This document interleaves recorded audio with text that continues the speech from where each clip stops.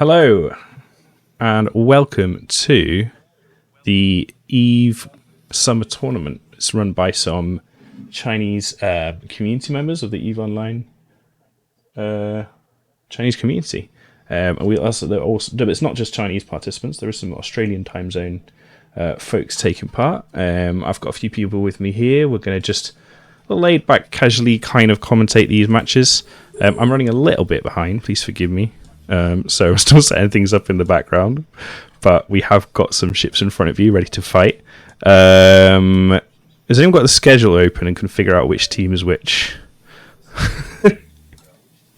With me, I've got, let's see, where's my channel? So we've got something happening here, actually. Someone warped to the round distance, so he's teleported to the center. Ah, I see. Yeah. Okay. Where's this guy? Okay. Using a Argus. Okay. So that would be. Oh, I see the Algos there, or Sarum. He's been teleported to 0 because he warped to the wrong place. Yep. So he's right on top of some battleships here. So BBP, save me while I add some teams' names to the stream. Start talking. All right. Sounds good. I'm going to read Twitch chat real quick because why not? So I'm seeing that blue team I guess it's a Tama low set group. Obviously, this is on the Chinese servers, so not the same people we're usually used to. The red team on the Tranquility. Oh, perfect. They're all in Tranquility. Yeah. So they are in Tama low set group. Yeah. Excellent. Yeah. And then red team is Thunder from Down Under, which might be an Australian group. I'm not 100% sure. But they are actually just about to start here. We're kind of just jumping straight into it today. And the blue guys have brought a Nighthawk broadsword armor rush, and the red team have some Navy Megathrons that are at 0. So we've seen this kind of play out a couple times, but I'm not sure if it's going to go any differently here. That Algus that got teleported in the middle is actually running away really, really fast right now. So he's like, oh God, I got teleported and I need to get out of here. Yeah, absolutely. So yeah, I believe Thunder Down Under in the red team. So the other team is Thunder and Sword. So we've got two thunderous teams right now, and they're piling into each other. Look at that! Megathron Navy is dropping really hard already. Yeah, It is actually, yeah. They don't have any Logi on the red team at all, so we're kind of seeing a hull rush. It's just kind of cool. They're having trouble breaking anything though, which is a little unfortunate. They're shooting at 2 targets, by the way. So not sure why, but like 2 Nighthawks are dropping at the same time. Okay, so the first Megathron down. Yeah, and they took a Purifier out at the same time, probably with those Jackdaws. I think that they might have actually been able to break a Nighthawk if both Megas had shot the same target, but it's kind of hard to tell at this point. Lots of smart bombs going off, so they're firing all the rep drones off at the same time. So one of my camera accounts you can hear right now if you're watching the stream, I think one of my camera accounts just got potted. So it wasn't in a yacht. That's fine. I can close that one. Carry on. Cloaked it. Nice. I just logged it. Yeah, we're just casually jumping into this, so it's kind of fun. Yeah, it's good stuff. Yeah, Nighthawk rushes are super strong. They have probably 6,000, 7,000 DPS worth of stuff here. So I like the idea of a hull rush, but they're just getting completely dumpstered right now. Pretty fun stuff though. Yeah. So sorry, go on, Doc. Yeah, so something unlucky is Nighthawk has really high thermal and kinetic resistance, which is the only damage the red team has. So, they kind of get countered by the team comp. Yeah, definitely. I mean, they're just getting torn apart. There's barely any pressure at all on the other Thunder team. The low seckers, they look like they're having a blast here, just mopping up this whole grid, just one blaster ship at a time. I do love blaster rushes, but it just hasn't worked at all in this case. Yeah, I mean, Dark's completely right, where it's, you're shooting blasters into Caldari Tech 2 Nighthawks. So it's Yeah, like, that's kind of just unlucky. yeah, it's not what you ever want to see. So I believe this is a group stage, right? So Yep. it's a different format than the way we're doing the Alliance tournament. Sorry, I basically read the rules in the last couple minutes. So, but from what I understand, this isn't something where like either team's out here, correct? It's everybody has to play a couple matches and then that seeds for the finals. Yep, that's true. And that's because we have only 11 teams in this tournament, so we have to sort some things out, because we can't use regular formats because we don't have enough teams. Yeah. I mean, that's kind of it's a cool way to do it though, because it means that everyone gets to play a lot more matches. So this is kind of more. I don't know if anyone's like a big StarCraft watcher, but this feels a lot more like that sort of standard tournament setup where what we have, I'm guessing 3 groups of 4, and then we're taking like what the top 2 or the top 3 from each group, and they get to move on. Is that how we're doing it? Yeah. So they are counting by the points. So like if you win one match, it's 1 point, and if you lose one, you get nothing. So and then they rank all the teams by the points they get. Yeah. Okay, that's cool. That's I think actually that's a nice way of doing 100-0 things. win. You have one bad match, you don't necessarily go out, you get another chance. I think that's a good way of doing things. Yeah, for sure. So that was a complete stomp there. Thunder and Sword completely destroying Thunder Down Under. I love the fact that both teams start with the name of Thunder. That's brilliant. So let's hop over here back to the deck.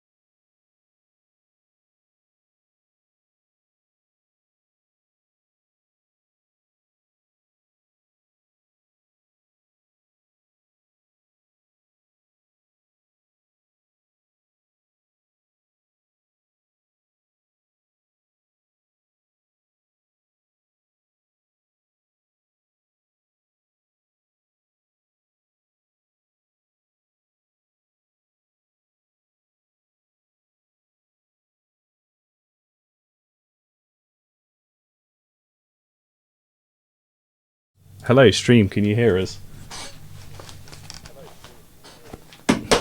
Yeah, we're good to go. The stream. Sorry about that. There we go. Oh, I should have had more coffee. It's been a busy week.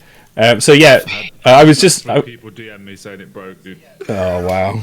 This is why we should have put Jero in charge of streaming. But it's me, I'm afraid. You've got me. No. I spent way more time downloading GIFs off Google to make the stream look cool than I should have done like on things like or adding audio. So I was saying while we were muted, Volk's with us from Odin's Call. His alliance are fielding a team under the name of Rainbow Wolves. Yep, Rainbow Wolves, that's us. And we've got BBP here with us, who commentated AT16 and Lights Open, and is currently in NC Dot, I believe. And we've got Dark with us, who flies for Esports Utopia. She captained a team for the Anger Games that I forget the name of. Sorry, It's fine. July 4th. July 4th. That was it. And we've got General Stargazer with us, who's hanging out and helping me basically fix all my problems. Yeah, who referees. What an unfortunate task. We might have some other people join us in a bit. And we've also got Jero, whose voice you just heard there. And basically his job here is to keep me on my toes by, telling me how terrible I am. Have you got a camera account, Jero? Can you see the arena? I have messaged General Stargazer. I will let you guys deal with it behind the scenes rather than discuss it on stream. Okay, cool. So yeah, Anyway, the teams are local right now. Wow, cool. Straight into match number 2, which is pretty cool. It should be coming up in 3 or 4 minutes' time. So it looks like we've got Nightmare Skating Issue versus Invasion from Widows. I love these team names. Oh yeah. Yeah, they're actually kind of, I know, dirty. Like the nightmare skating. Okay, so skating has another meaning in Chinese. It's like taking drugs. It's like getting high. Yeah. Amazing. That's fantastic. Yeah. And I believe that nightmare skating is a wormhole group, and the division from Widows is like it's a group from fraternity. Yeah. Okay, cool. So we've got a Fraternity Corp group and a Wormhole group, both Chinese alliances. Or Chinese speaking, right, I think? Yes. By the way, the red team is banning, like the Widow one, they are banning Bargorn, Barghest, and Widow. Yeah, they're banning Widow, I don't know. And the blue team, the Nightmare Skating is banning Loki, Tengu, and Barghest. Okay. So there's a duplicated ban, so the actual bans are Onirus and Paladin. Okay. Interesting. So, but you said, BVP, you said you picked up on earlier, BVP was looking through the rules. We'll have a link to, I'll bring them up on screen a bit and maybe in the next break. But you were saying that the Grista ships were discounted, same as the Alliance tournament, and that's probably... No. It's not. It's basically the rules, and I don't want to say the points are exactly like the upcoming Alliance tournament, because that's not entirely correct. But at first glance, it looks like they're pretty dang close, with the exception of there's no Mortar's Legion sponsor thing going on, so the Grista ships are not discounted.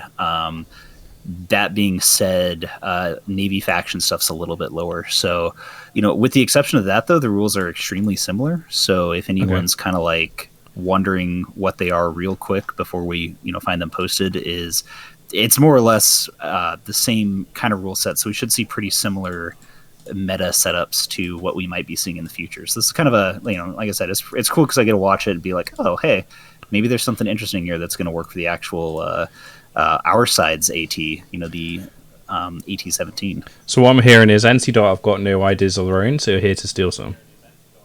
Pretty much, yeah. They tried to put me. They gave me too much responsibility, and I was like, I just wanted to fly spaceships, but cool. So I was like, all right, I'll just go hang out with people at like 5 a.m. in the morning and take all their stuff. Excellent. Okay, cool. It looks like the next match is coming up soon. I'm just locking up the targets here. I feel like I'm almost on top of this now. I'm starting to relax. This is good. It's countdown started. Okay, let's transition across. Cool. So we've got Fleet Typhoons, Pilgrim, Magus, Pontifex, Confessor, Vengeance, Deacon on Nightmare Skating Issue.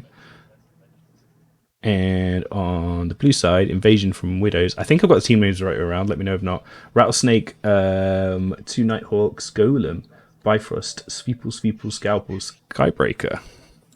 The Golem is actually interesting because you can't use your the Bastion modules in this match, so it's basically just a battleship, With stronger resists, yeah. Mm-hmm. One thing that I do like about Marauders, even though they don't have that Bastion module, obviously, you've got a lot of utility because you've got spare high slots, and Golem has a bonus target painter, which I think that's true. is really useful in Missile Team. So they're all brawling in together, and Golem actually went charge face first into the enemy team, and he's swung back around. There's like a little scrim in the middle there, as we see a Confessor just go absolutely deleted. One of the Nighthawks is taking a ton of damage.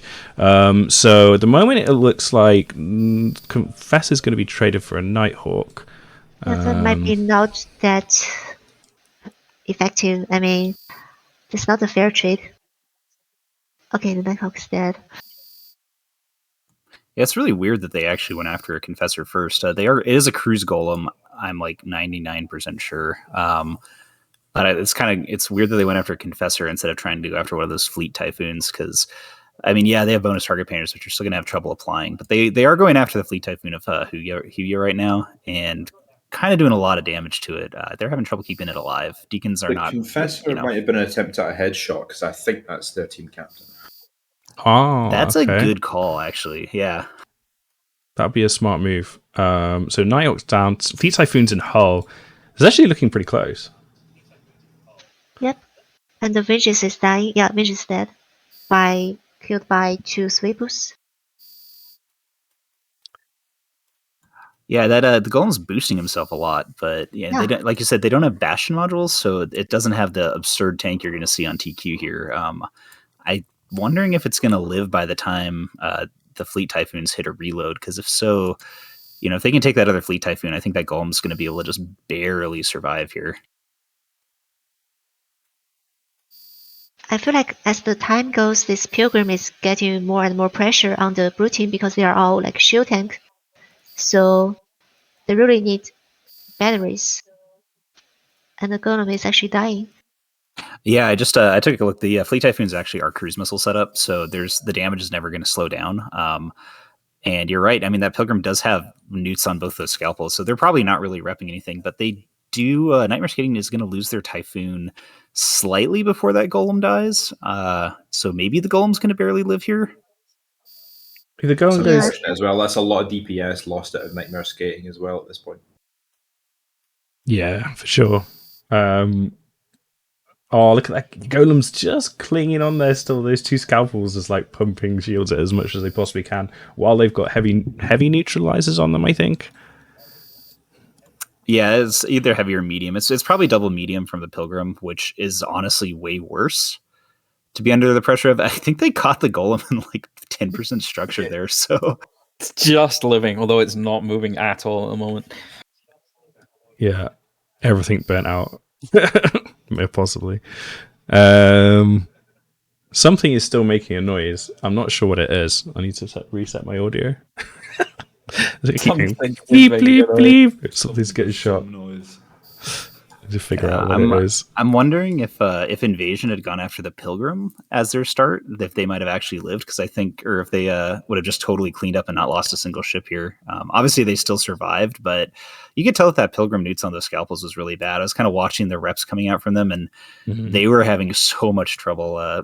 Bonus medium newts, I think they dead cap scalpel every single time they cycle. So like every 12 seconds, you're like, oh, I guess I'm just not going to do anything for a bit here. Oh, GF's in GF local. is out. Yeah. So a convincing win here by Invasions from Widows. They only lost 1 ship, nearly lost 2. But that Golem does get to live. Hopefully they reuse that Golem and repair it so it gets more kill marks. We'll see. Yeah, he lived in 13% structure, by the way. So Yeah. one more volley probably would have got him. Yeah. Cool. I think it was my second account that's still recording audio. Let's turn that off. Yeah, that's what it was. Figuring it out as we go. Please turn off camera shake, for the love of God. Well, you don't like your shaky camera? No, not when It's ultra realistic, though. Not Hello? when you zoomed out that far. Or camera bobbing? Leave it on and just zoom in on whatever's being primaried, so the screen's just like going It crazy doesn't every look time. bad there. It just does it really weirdly when you're zoomed out. Done. I fixed it. Okay, let's transfer back to the desk, which is just us talking with a different background. So, right, I've caught up now. I think everything's where it should be. So we've got, that was Nightmare Skating issue versus Invasion from Widows. So how many points do they get each for each win then? I think only 1. Okay. So Yeah. you get 1 Makes point sense. for a win. I guess there's very rarely a draw, isn't there? So you don't need like a 3 for a win, 1 for a draw. I think that's not necessarily. So Yeah, I don't think we have draws in any tournaments, right? We never have draws, right? no, it is basically impossible. You can get, what happens is if after 10 minutes, if the points are the same, it goes into what's called reverse tie-dye. Now, I haven't seen that for a long time, but in theory, then reverse tie-dye is basically where instead of the service slowing down, it starts speeding up and it gets faster and faster. And I think that lasts for 5 minutes, but usually. 5 minutes. Yeah, and then after that, if it's still the points are the same, then it is a draw. And what usually happens is the referees have to decide, and they usually have some sort of win condition. It's changed. Different Alliance tournaments have been different throughout the years, and I've only seen that happen like once or twice. Twice. Twice. Is it twice? Twice in tournament history, we've had to go to the attack bar at the very start to decide who wins the game. Yeah, out of thousands of matches, so it's pretty rare. And yeah, it's usually, I think the Alliance tournament's usually decided on attack bar. I can't even remember what I wrote in for Alliance Open because I really doesn't expect it to happen. But yeah, anyway, so you get 1 point each. 1 point for a win there to Nightmare Skate. Invasion from Widows. So next up, we've got Feed versus the Flight Deck. These are really great names. I really Yeah. Do you have I any? wish some of the AT names should like take example from the names submitted here. I love them. Aha. Aurora is here, so Hey, Aurora. hello. We've been invaded. You have been invaded. I'm currently in the back here trying to get an in-game ping out to let people know this is happening. But Cool. service is down. So if and when I can get that fixed. Just give me a heads up for first, so I make sure like I'm trying to press buttons as well as I can because it's been a little bit of a rough start. We're getting there though. So, Dark, can you tell us anything about the Alliance or the team Feed? Sorry, what? You mean the for Alliance tournament? Oh no. So the team name I've got on my spreadsheet, the schedule spreadsheet for this tournament. I've got the team name for Team A for the next match is called Feed. That's it. It just says Feed. It's feeding machine actually. Oh, okay, Feeding Machine. Okay, Feeding machine, yeah. I see. And the other team is the Flight Deck. Is that right? Yeah, that's the Flight Deck. Yeah, they have a more serious name. Yeah. So can you tell us anything about these teams? Oh yeah. I believe that the feeding machine is a group from Esports Petopia, and the Flight Deck is a group from Fraternity. Yeah. Okay, cool. So we got Esports Utopia. They were really good in Alliance Open. I can't really remember what sort of comps they brought, but I remember they had like a really good kiting style. I think their like fittings were a little bit different. Like they'd obviously theory crafted in a bubble because I remember their setups were slightly different from everyone else's, but basically like they used basilisks instead of scimitars and stuff. They got top 8 in the Alliance Open actually. So yeah, pretty good. And by the way, that's like the best result any Chinese ever gets on EVE tournaments. Was it? Oh, cool. Yeah, top 8. Yeah. That's really cool. I think the best result before is like Fraternity from Alliance tournament 16 or 15. They got like top 16, and that was the best result of Chinese. Yeah, and that was 3 years ago, and that was around about the time that Chinese players started playing more on Tranquility, wasn't it? Like, yeah, that's true. Obviously, officially they don't play on Tranquility, but so yeah, we'll bring the next match shortly. And for the bands, the feeding machine banned Broadsword, Barghest, and Sleipnir, and the Flight Deck they banned Nighthawk, Loki, and Curse. So basically, all the Rash comps are banned. So Nighthawk, Loki, Broadsword, yeah. So that Nighthawk, Sleipnir, and Loki Curse. No, Nighthawk, Loki, and Curse. You said on one. Nighthawk, Loki, Curse, Sleipnir, Barghest, and Broadsword. See, all of those make sense apart from the broadsword. Why would you ban a broadsword? Any ideas, anyone? I feel like the Chinese teams they tend to use broadsword. I don't know why. Like even back when the 1816 Fraternity really liked this strip. I don't know why. Yeah, there was a match, Brave Newbies versus Fraternity last time, wasn't there? There was like 3 broadswords, and I was just like, I don't know, I don't get it. You can kind of use them as like an autocannon rush setup, but they're really not that good. I agree. I don't know. Yeah. I mean, something about them is like they have really high base resistance. So, I'm not sure.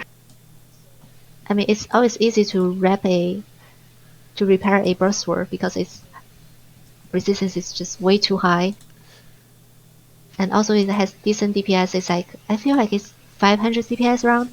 Yeah. Yeah, it's about that. The thing is if you're bringing a broadsword, you can also bring a Munin. So I don't know. It'd be really funny if they tried to do like a Munin something rush instead. Like they've banned out almost all of the shield rush setup, but there's some weird fun gamer stuff you can do to sort of sneak around that, which personally is what I would do in this situation. Is if somebody's trying to ban out a shield rush, it's like, well, you really don't want to fight it. So that's when you start doing weird stuff.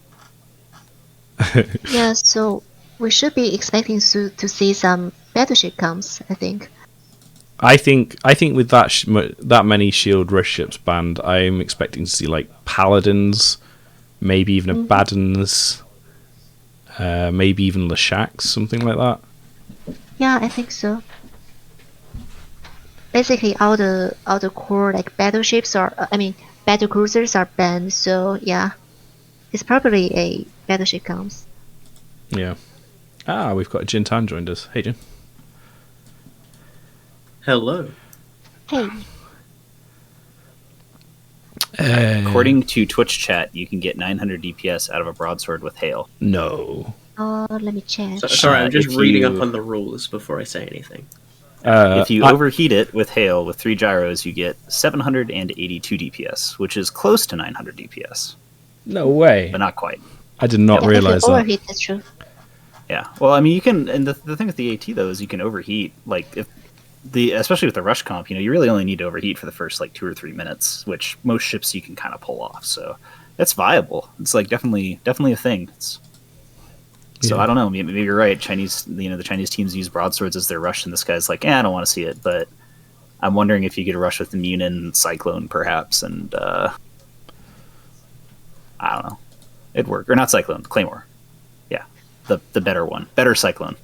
Oh yeah, they actually used a lot of claymores during the opens, like the open practice. Yes, we saw like a lot of claymores there. Yeah, so I think we are expecting to see some today or tomorrow. Okay, cool. I do have a link somewhere that I can link people to those open practices that Kai did. Kai is a streamer who streamed the Alliance Open for the Chinese audience last year for us. Really nice guy, and I believe he's doing the main Chinese broadcast for this tournament over on one of the Chinese platforms I forget the name of. Is it Billy? No. Yeah, Billy. Billy, yeah. Here.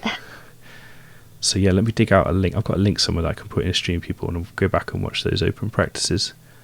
I didn't watch them all yet. I watched a couple. But yeah, Claymore's interesting. Let me check. I think I can get a link. I got it. It is a Chinese website, so you have to use some sort of language converter, or but there's one of the matches. I'm sure you can find the rest there somewhere if you want to go back and check it out. The rules I don't have. I've only got a a Word document for the rules. I don't know if anyone's got a link.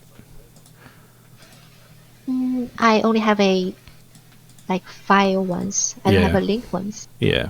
I have a link, but I think I'll link it to you, and I'll just DM you with it, and then DM it, and I'll drop it in the stream so people can see it. That'd be cool. It is it's readable. It's like it's in both Chinese and English, so you should be able to. There you go. These guys have done a really good job at translating. I've got a schedule here I can make sense of and stuff, which is cool. Let's see what's local looking like. 30 have just been pulled in. Yeah, so we're gonna get going through initial checks now. Cool. So let me just dump this link for you guys.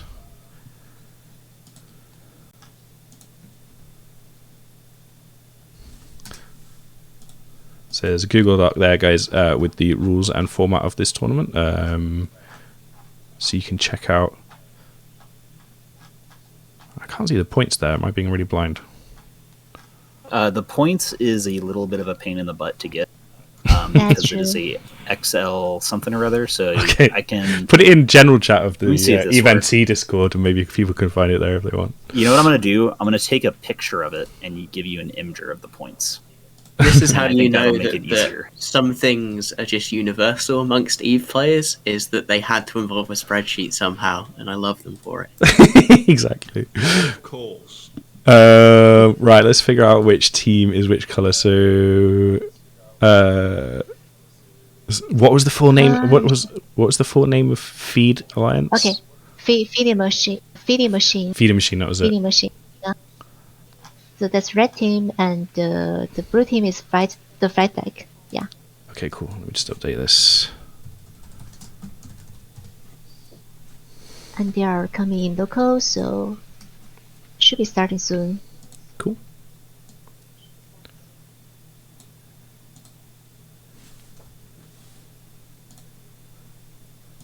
Oh, I love the fact that OBS has an undo function now. The little things. It is the little things in life. I Landing imagine you grid. have to use that a lot.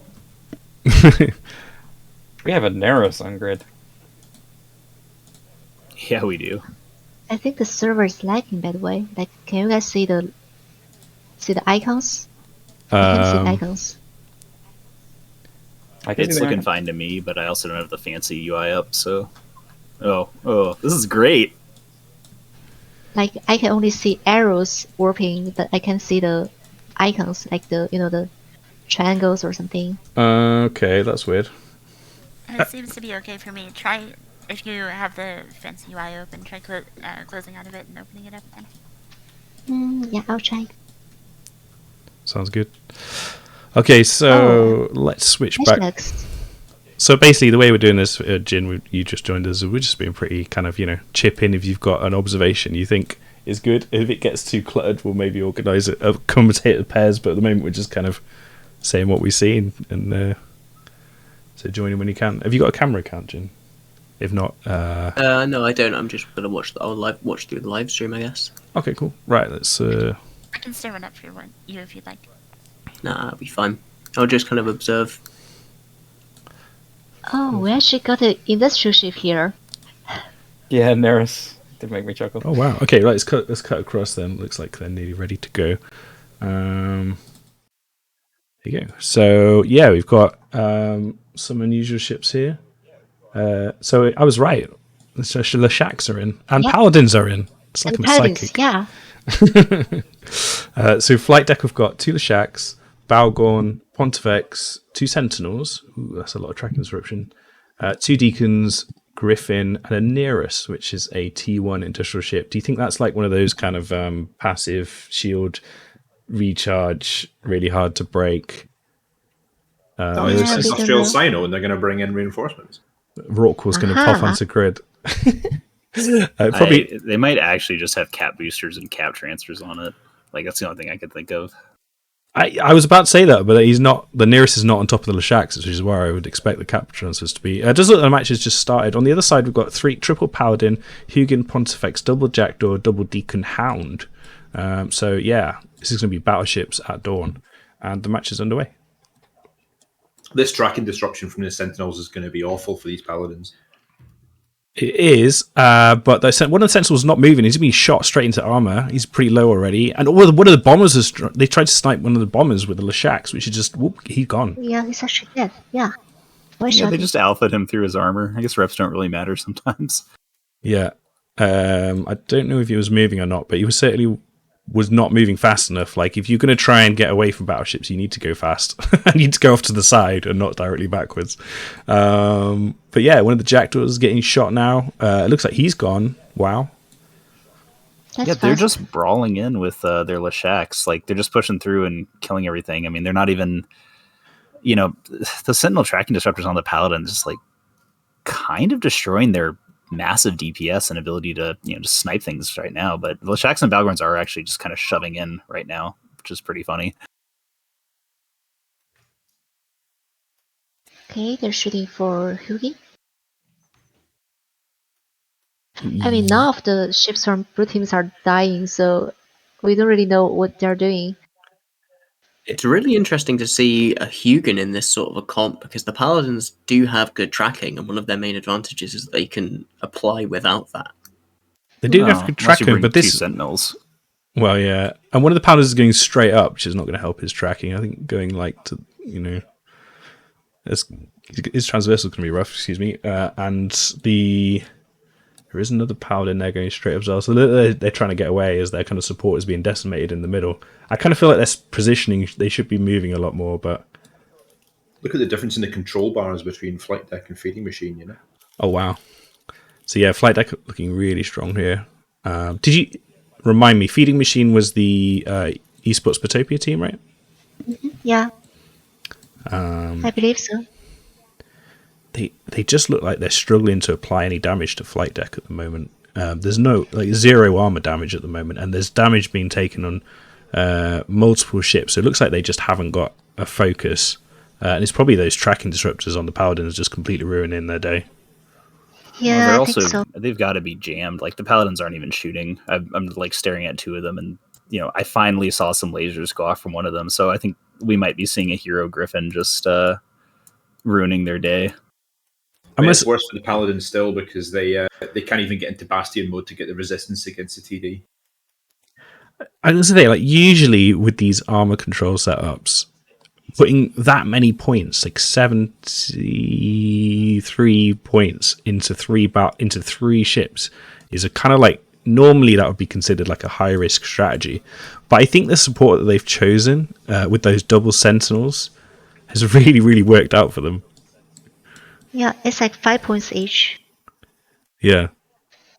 Because like normally you see people try and get curses in their pilgrims, and they cost more points, which means you can only have 2 battleships, or you have to have like T1, even more T1 ships. But I think having the double sentinels has actually allowed them to have that 3rd battleship, which means they've just absolutely slammed through their support. I'm sure as anyone who's ever gone into a small plex in faction warfare knows, Sentinels are absolutely devastating in 1v1 fights. They can pick off support so easily if they get on top of you. Yeah, it's a really strong ship actually. I mean, it's a frigate ship, so it's really hard to actually track them. And also, like, even though they have less newt power, but they still have the same power of like tracking disruptor. So yeah. Yeah, I it's think kind of... 5 points are worth. Yeah, and like Sorry, go on. Sorry, I also want to point out that you guys are missing the most powerful asset that Flight Deck have, The Griffin. Nereus. Oh no, It okay. appears to be tracking, remote tracking, boosting the Leshak. Oh, okay. So that's the reason they can shoot that far. Okay. Yeah, he's got remote tracking computers on both of the Leshaks on his team. So this is a support Nereus. I see it. I see it. Boosting the battleships. I'm zoomed in now. We can see those. Amazing. So yeah. So those are the shacks are going to be. That's why they hit those. The Hound like straight off the grid, and the Jackdaws just got deleted because of that support, probably. Something to note about this team that Flight Deck ran is it is not actually one you can fly on for the AT on the points. So I'm gonna just putting it out there. Yeah, the so Deacons and Griffins are about 2 more points each for AT-17. Okay. So if you tried to copy this, it'd be over by 6 points, which means it gets a little bit funky. One of the things that it's so difficult to field 3 battleships with the rule set for AT-17. I think that, in fact, there's even a comment on the thread for this specific tournament's rule sets that they reduce some of the points to make it less difficult to fly different comps. So this is kind of one of those cases where it's like, oh, wow, this looks really cool. I love this idea. It's like, yeah, well, you're going to have trouble flying it because you can't. You bring crucifiers instead, which would maybe work, but... Yes, Sentinel is just much stronger. I think Crucifer is also like 3 points, so it's only 2 points less. It's not really worth. No, Crucifer is like significantly squishier as well. Plus, the neuting power in the Sentinel is way more better. Do you think they had like, because to fit newts plus any kind of tank, I think it pushes the power grid to the max. Do you think they might have just gone for like, as big a plate as they could possibly fit, and then just focused on tracking disruption there, or do you think the newts were really effective in that match? They had a Balgorn, so it's entirely possible they didn't bother. I've just seen Sentinels used like that before, where they just forget about the neuting bonus and just like max tank, mass tracking disruption, and then like rather than get them try and do everything, just focus on one or two, like one thing basically. I don't know. Okay. I'm sorry, I have to clarify something. Okay, so the feeding machine is actually not from Esports Petovia. I'm sorry. Okay. Yeah, it's. I think they are just a roaming group, I believe. I'm sorry. No worries. You getting smack talk from behind the scenes somewhere. Okay. I mean, I just got confused by the team names. Like in every other tournaments, they are just using alliance names, but in these tournaments, they can have their own names, so it's kind of confusing. Yeah, for sure. So people who just joined the stream, that's the voice of Dark you heard there. You currently fly just with Esports Tokyo, but you've also flown for Fraternity in the past, right? And you stream Chinese. What sort of content do you do normally then when you're streaming? Basically, I don't really stream, Oh, okay. And when I stream, I usually just play Dota. I was introduced. Yeah, I was introduced to you by someone else as a streamer, so they're obviously wrong. That's cool. I'm just too lazy to stream regularly, Right, yeah. No, I haven't streamed for ages. I'm a little bit rusty, but we're figuring it out. General, did you... I'm still looking for them adverts, but I can't... They haven't loaded for me. Never mind. I got an advert for you if you want it. That's the voice of Geronix. Who takes every... I am now back on grid, by the way. I got hooked up with an account. Sweet. That Neris was the MVP. Linchpin. Yeah. Whoa! You joke, right? I know it's a bit of a meme, but if they killed the Neris to begin with, would the Leshaks been able to track the smaller stuff and kill it? As well as they did. Like, I know... Like, look how fast a lot of the DPS and support got wiped out by those Leshaks because of the Neris. Like, I will say that in one of our practices recently, our no prop industrial managed to tackle a Kitsune. What? Is that even real? Oh yeah, it's powerful. People just forget that they exist. They're like, oh, it's an industrial. What can it do? I'm literally gonna copy and paste CSP Aurora's ping from the other Discord and put it in ours. That's pretty lazy, isn't it? Maximum effort. I still remember, like, once I was tackled by a orca or something, like the industrial ships, and I was killed by it. I was in a retribution, and it was an orca, and I thought it's just a menu ship, right? And then he scrammed me, grabbed me, and I was just dead. Nice. So that's that done.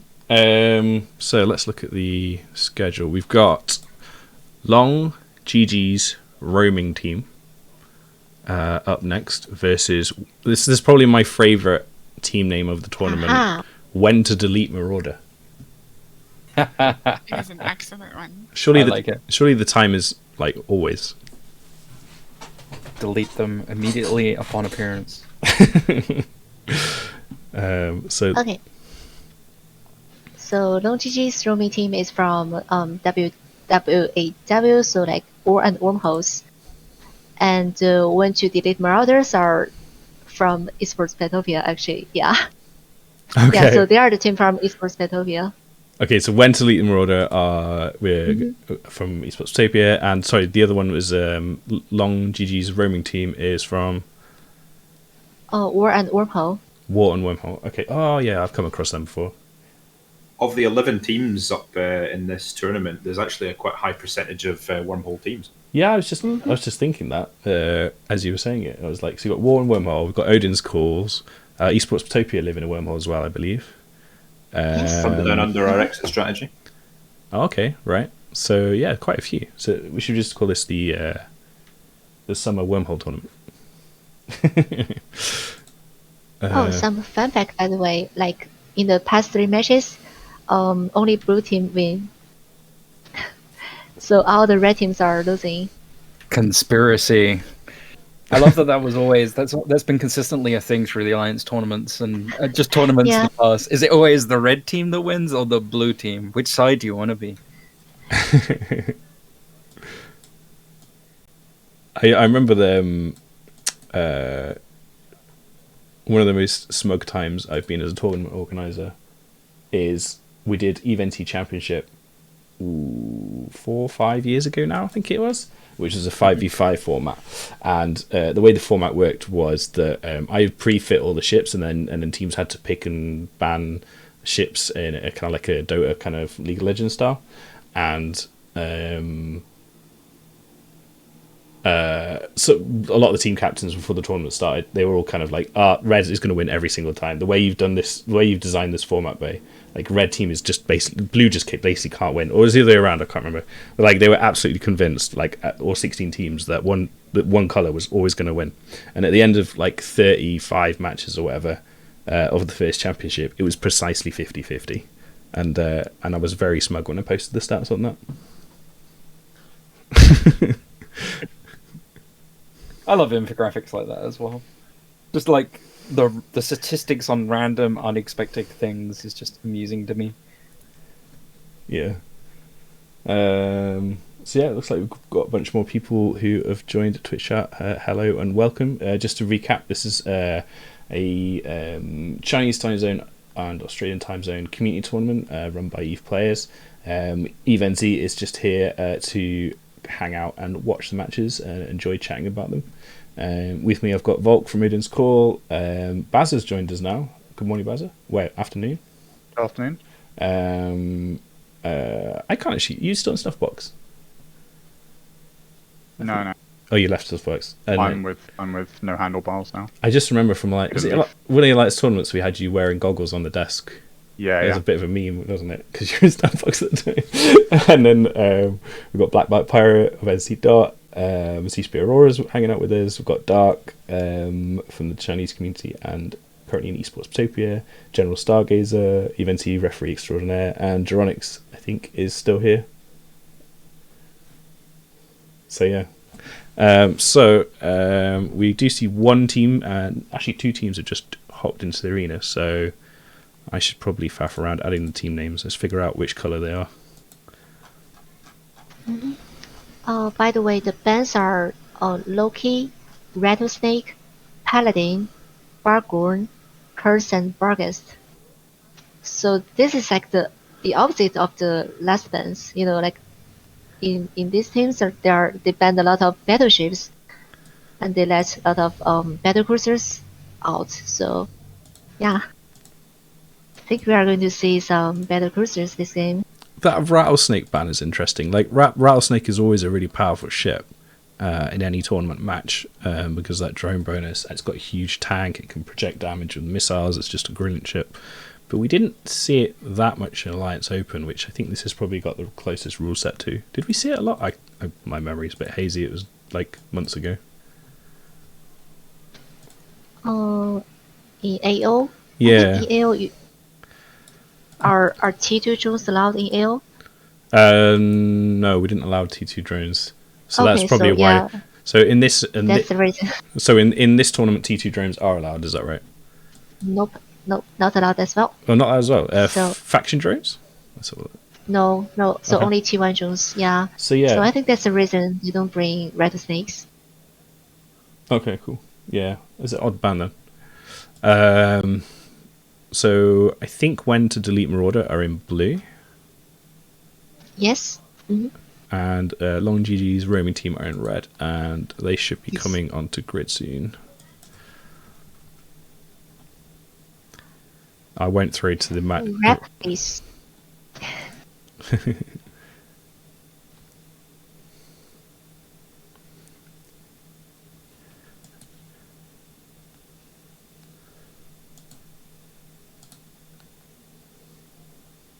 Yeah, Bazza, if you just want to pitch in, if you want to commentate a bit. Yeah, I'm gonna watch mainly. To be honest. Yeah, for the chill vibes. You know. Yeah. Just waiting for that to arrive. We just kind of sort of like taking it in turns until it gets too messy to commentate. So just like if you've got any observations, do pitch in. Starting to land now. Yep. Just gonna lock them up. I was gonna wait till they land on grid before I switch over. I have an observation. Nereus 100% win rate. Yes. Yes. What system is this in, by the way? If you speak up and Ricky help, I will teleport you in. Okay. Oh, you've dropped off the bottom of my Discord thing, Julian. I need to make it bigger. I have an observation. It appears that some of these people have flown on 2 different teams at once because I already had them added on a different team. So, is that something like people are allowed to fly on multiple teams? Is that a? No, I don't believe so. Not in this tournament. Huh. All right, that's kind of interesting. I'm just because these some of the guys from the Marauder team, at least 1 or 2 of them I already had added as contacts, which makes me be kind of like, oh, interesting. Okay, so something is Esports Petopia is kinda part of WWW. So actually we live in the same wormhole. Like both teams are living in the same wormhole. Oh, okay. So yeah. Maybe something Gotcha. to. So it's 2 different teams, but they're from the same corp, kind of. They're from the same group, I believe. Gotcha. Yeah. Interesting. Like I know all of these guys. We fly every day together. You have to read the registration rules and raise it in local. Cherry says inclusion, ban them all. I'm not sure the rules, so I'm not going to judge. But we have got 2 teams on grid now, and we're going to see internet explosions. So we haven't seen the countdown yet. I think we're good to transition over there. So there we go. My girlfriend is flying on red team. Hey. I don't know why it keeps doing that. Like, it takes a second to load that second account. I'm sure Biohazard can tell me where to fix it. So we've got when to delete Marauder in triple Nighthawk, double Serb, Hugin, double Jackdaw, and double Kirin. And on the other team, we've got Long GG's roaming team in Damnation, Absolution, and Neros triple Sacrilege, Confessor, Retribution, Purifier, Crusader. Any thoughts on these comps? Yeah, something interesting is like, I think they use Cerberus plus Hugin is just because Loki is banned, so they just have another alternative. Like they use Hugins as the web ship and use Cerberus as the the missile ship.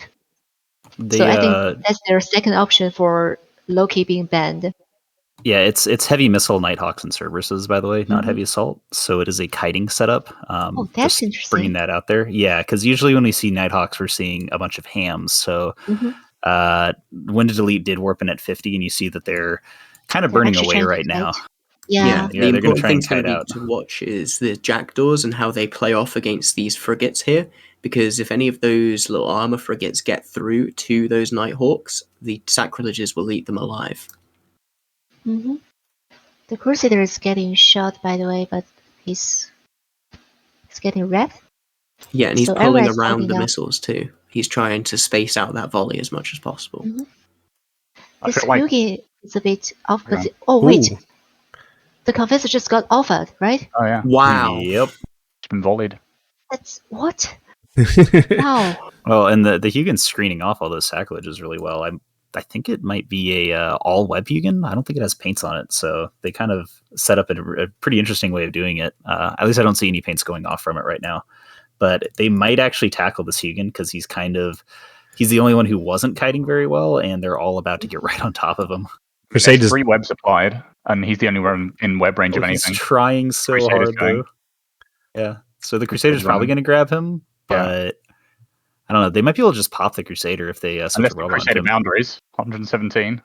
Oh, he pulled in at the last moment. He did just get a scram on the Hugin. So. He overshot a bit, yeah. There we go. That's the Crusader coming into play, though. There's the tackle on the Hugin. This is going to be a really dangerous moment. Suddenly, all of this careful piloting and careful kiting might lead to basically nothing. Yeah, they blew up the Crusader, but I think he did his job because now the Hugin is tackled by a Sacrilege, which is not going to be alpha'd. Yep. It's interesting these red ships all like coming in a line there across, just like they're all going straight in on the primary. There's no splitting up for the red team. It's interesting. Purifier just got deleted at the back there though. Mm-hmm. I'm hearing in chat we apparently got the names the wrong way around. Oh, did we? Oh no! Awesome. I'm just going to refer to them as blue and red then. Yeah, same. Hugin gets just deleted, but blue they're doing a really good job actually trying to get away from it. Like they didn't totally. The Cerberus of King Kill is probably going to get tackled here. It's kind of hard to see right here, but he's running away. But there's a Absolution chasing him, which normally I would say is probably not going to get him, but somehow he's being slowly caught up to. We spoke at the start of this about how the Sacs will eat them alive if they catch them. Loss of those webs is not gonna make them feel happy about that. No, I have switched the names over. I hope Twitch chat's not just trolling and it's not just a complete mess now. I'll be a bit more careful next time. Aha! I'll check. Hold on. I think the Retribution might have burned his MWD, like Khan's Retribution. You actually switched the names. Yeah, the one to delete Marauder should be like on the blue side. Oh right, okay. Oh, so no, I was right. No, Twitch chat. You did this, Twitch chat. Okay, so anyway, back to the match. Hugin did actually finally die, and the red team's only lost 3 small-ish support ships, so this could go either way, I think. Oh no, well, yeah, no. I think we are right because the blue team has long GG on it. Yeah, that would make sense. Of course, it's gonna. Dude, the red team's corp name is Murdering Cancer Marauders. I think we have it right now. The team captain for When to Delete Marauder is Lynn as well, who's on the right side there. That said, okay, something's so on here looks though. good. All of the tackle apart from that one Retribution is dead now on the When to Delete Marauder team. They have effectively just traded that Hugin for most of the support, and this Sacrilege of Route 333 is in half armor. This is suddenly looking really bad for When to Delete Marauder all of a sudden. I'm almost positive that Retribution burned his MWD out because he's just been sitting there slow boating towards them at 300. But the Nighthawk is like so close to getting tackled right here. In fact, he just got tackled. So King just got tackled by Root's Sacrilege, by Falkia's Sacrilege. So some damage can now be applied again onto Long GG. I think one of the Kurans just got offered. We actually just saw a ship die to the boundary. Oh, right down there. Oh, okay. Oops. Yeah. Oh, yeah. Fish DK, Fish DK, I'm calling you out. You unfortunately, it looks like you did boundary, which is actually going to have probably quite a big impact on the match because that means Long GG have only got 1 logistics frigate left to rep. I think that's the ADC popped there on Route 333. Yeah. So he's going to start to regain a bunch of armor. This is a bunch of our time that they could potentially be putting their damage somewhere else. They shouldn't really be shooting into the ADC here. There's no reason to do that. The Nighthawk now in about a third shields. This is getting pretty close here. This is going to be a DPS race at the end of it by the look of things.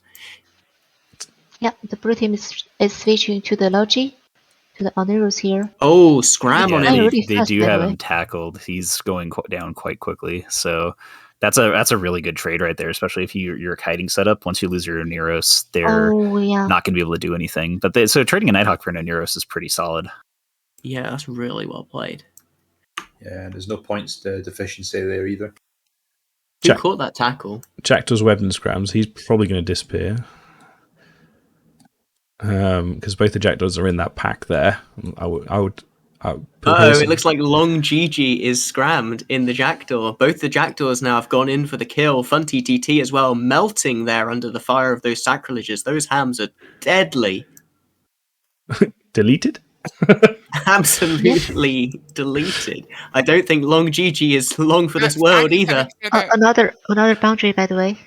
Oh! Oh man, they're fighting right on the edge. That was fighting right on the edge.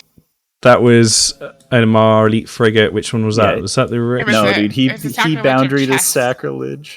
Oh no! It's a cruiser. It is a cruiser. Oh, that's going to be huge. Okay, so one of the one of the sacrileges is boundary, and one of them is really low in armor. So, this could go either way.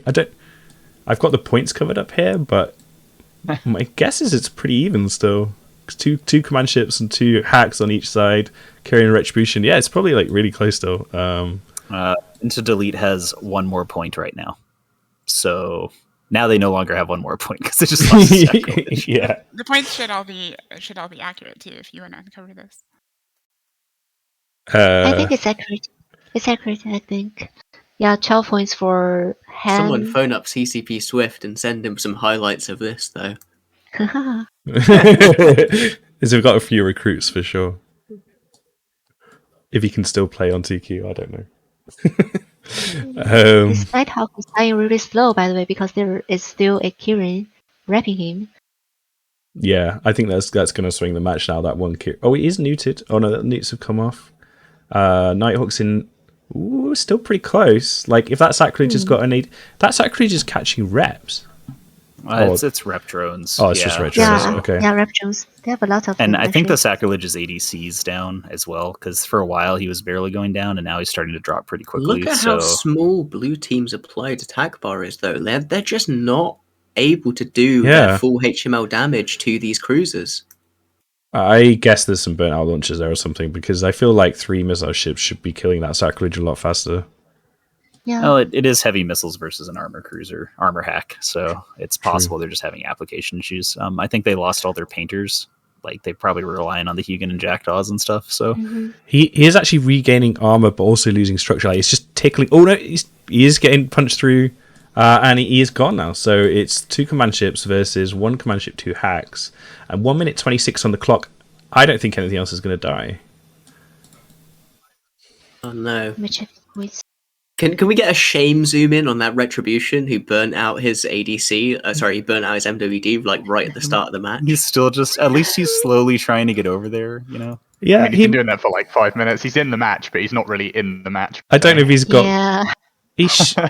I don't think he's shooting either. He should be able to do some damage at that range. So he actually just scrammed King Kill's Cerberus because King Kill ran into him. He died! He died! He did actually do a little bit of tackling. 1 minute. Okay. So it's 34 points on red team, and let me see. Yeah, I think blue is winning. Yeah, I think it's 45 on blue team. So unless somebody boundaries, which I mean, usually we joke like, oh, if somebody boundaries, then this match could change. But we've seen that a couple times already this match. So who knows? Yeah. It looks like the team names might be covering the points. Yeah, they are. I made them too big. It's hard to get the right font. I need to change the font. It's the font that fits and shows the points with these long names. Serb is possibly going to get tackled here, but in 5 seconds he's not going to die. So it is definitely a long GG's roaming team who are going to get a point in the round robin for this one. Well done. That was quite a funny match to watch, actually. I quite enjoyed that. So many boundaries. That's why we show up for these, right? I want to recommendate that one and take it as seriously as possible. Okay, so the teams are going back. Let's cut back to the desk. So, is there anywhere that is showing a live update of the points? So Thunder and Sword versus Thunder Down Under, that was won by the Chinese team, I think. Nightmare Skating Issue won a match. Then the Flight Deck won a match. Long GG's roaming team. So, got 2 new teams up next. Drones Never Die and New Eden Observatory. I know nothing about these.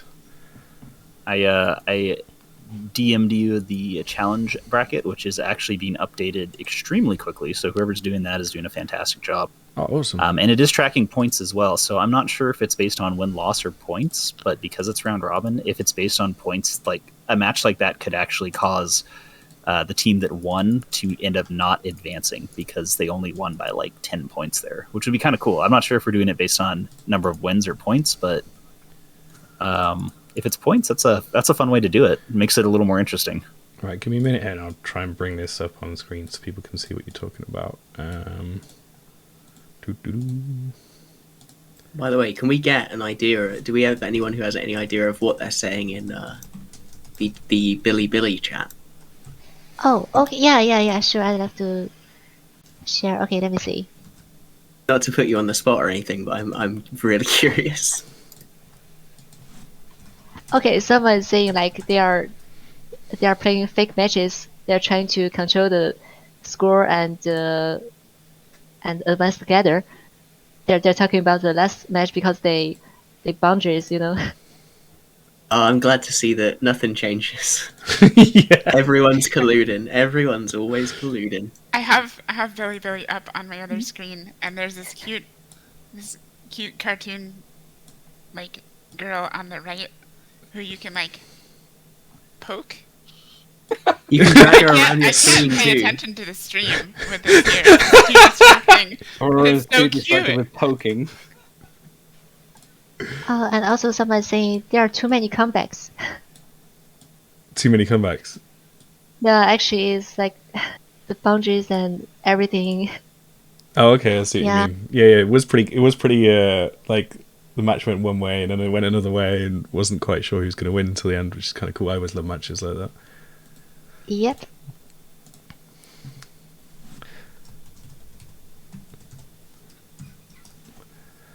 Billy demands crushing victories, blood in the streets. I mean, it has it's been good to see tournament communities are the same everywhere.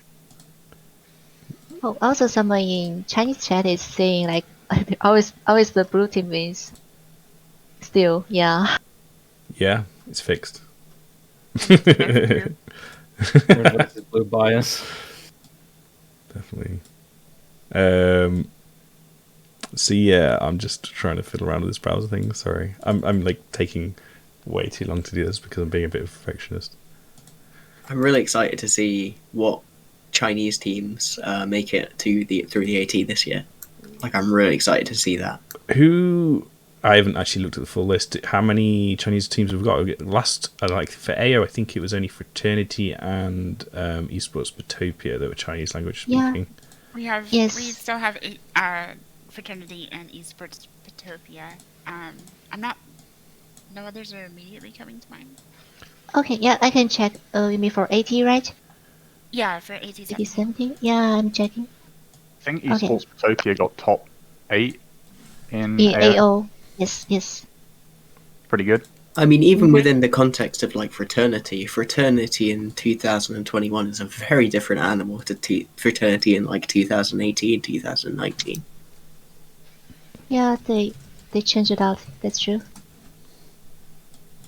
I'm checking. Yeah, I think still only 2 Chinese teams. Fraternity and Esports Petopia. Yeah. Okay. I think the main reasons is like the time zone, because the AT is happening, I think, in EU time zone, and it's like late night in China, so it's really hard to even practice because every other teams are like both either EU time zone or US time zone. So like even you just want to practice, you have to get up earlier or just don't save. So Yeah, it's really that would be hard. really hard. Yeah, like the matches And- for them are like literally in the middle of the night, aren't they? Yeah, and one of the reasons that Fraternity and Esports Petopia are playing is that we all have multiple like US time zone players, so it's kind of easier to sort everything out. Right. Okay. But for other Chinese alliances, they are mostly Chinese time zone players, so it's just hard. Which is why it's really cool to see CSP help out to run this tournament to give more players an opportunity to take part in tournaments, which is always really cool. So yeah, it does look like we're having another match soon. I do have, I think magically, the brackets here on the screen. So it looks like as far as we've got 3 round robin groups basically. Round robin matches this week. Today, tomorrow, and then the playoffs are next week, I believe.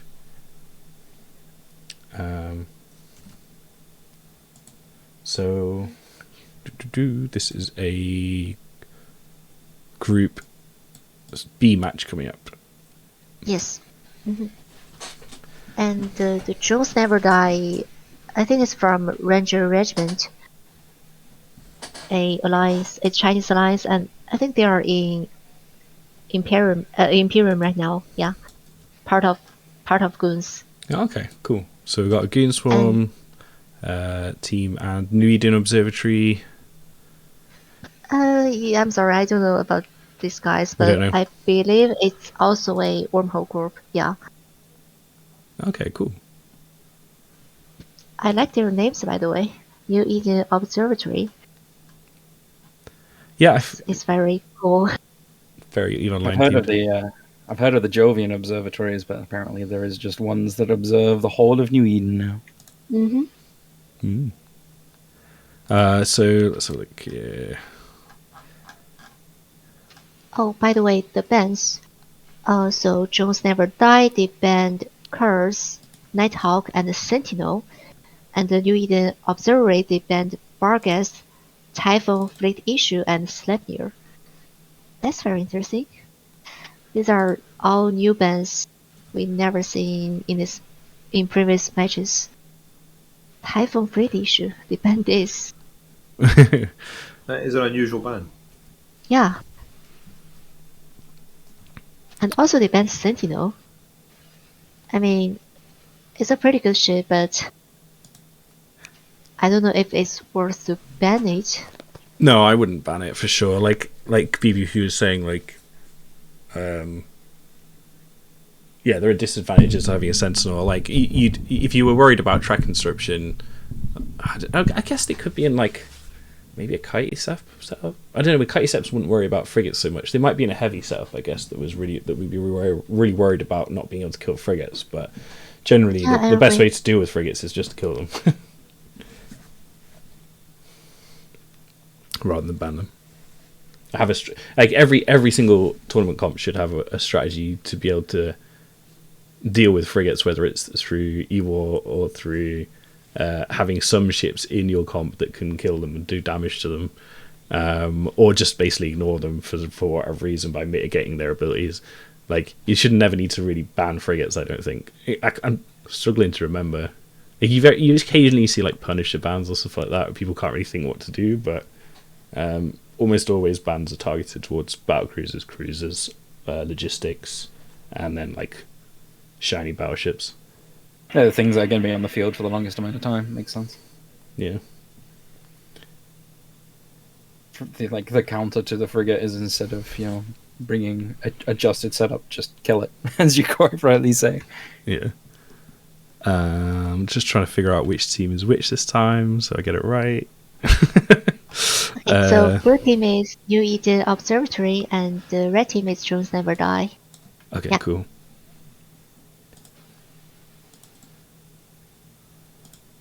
So blue. I feel like if I'm playing, if I see they ban the Curse and Sentinel, I have to bring something like Arbitrator or Executioner, or like the Crucifer. Yeah.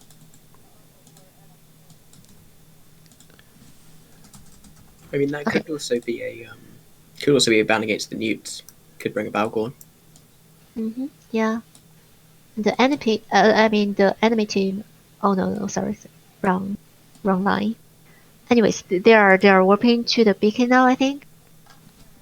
Wait, the local chat is kind of dirty. Yeah, I do see some. No, I don't. Yeah, I do see a couple of ships landing on grid now. Yeah. Seems odd to ban out the Curse and the Sentinel for the Newts and then miss out the Balgorn. They're after you. They probably don't want to see missile ships. It's mostly targeted against guidance disruptors. So I wouldn't be surprised if they tried to bring some kind of weird missile setup, but then they banned out Barghest and TFIs. So I'm not sure exactly what their plan is there. Yeah. We do have ships. Maybe tracking disruptors. Oh yeah, probably the tracking disruptors, because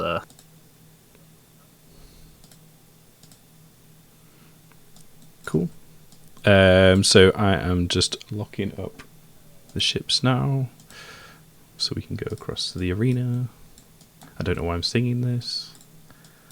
This is what happens when you don't actually organise a host to host. You just get a whole lot of hosts. Piano over the bottom. You get a singing Ollie just trying to cover. So let's. Countdown started. Okay, let's flick across. Oh, wow. So we've got Drones Never Die have bought double Abaddon. Lovely. Triple Navy Brutix, double Confessor, and triple Manscore. Just all of the DPS. No nudges, yeah.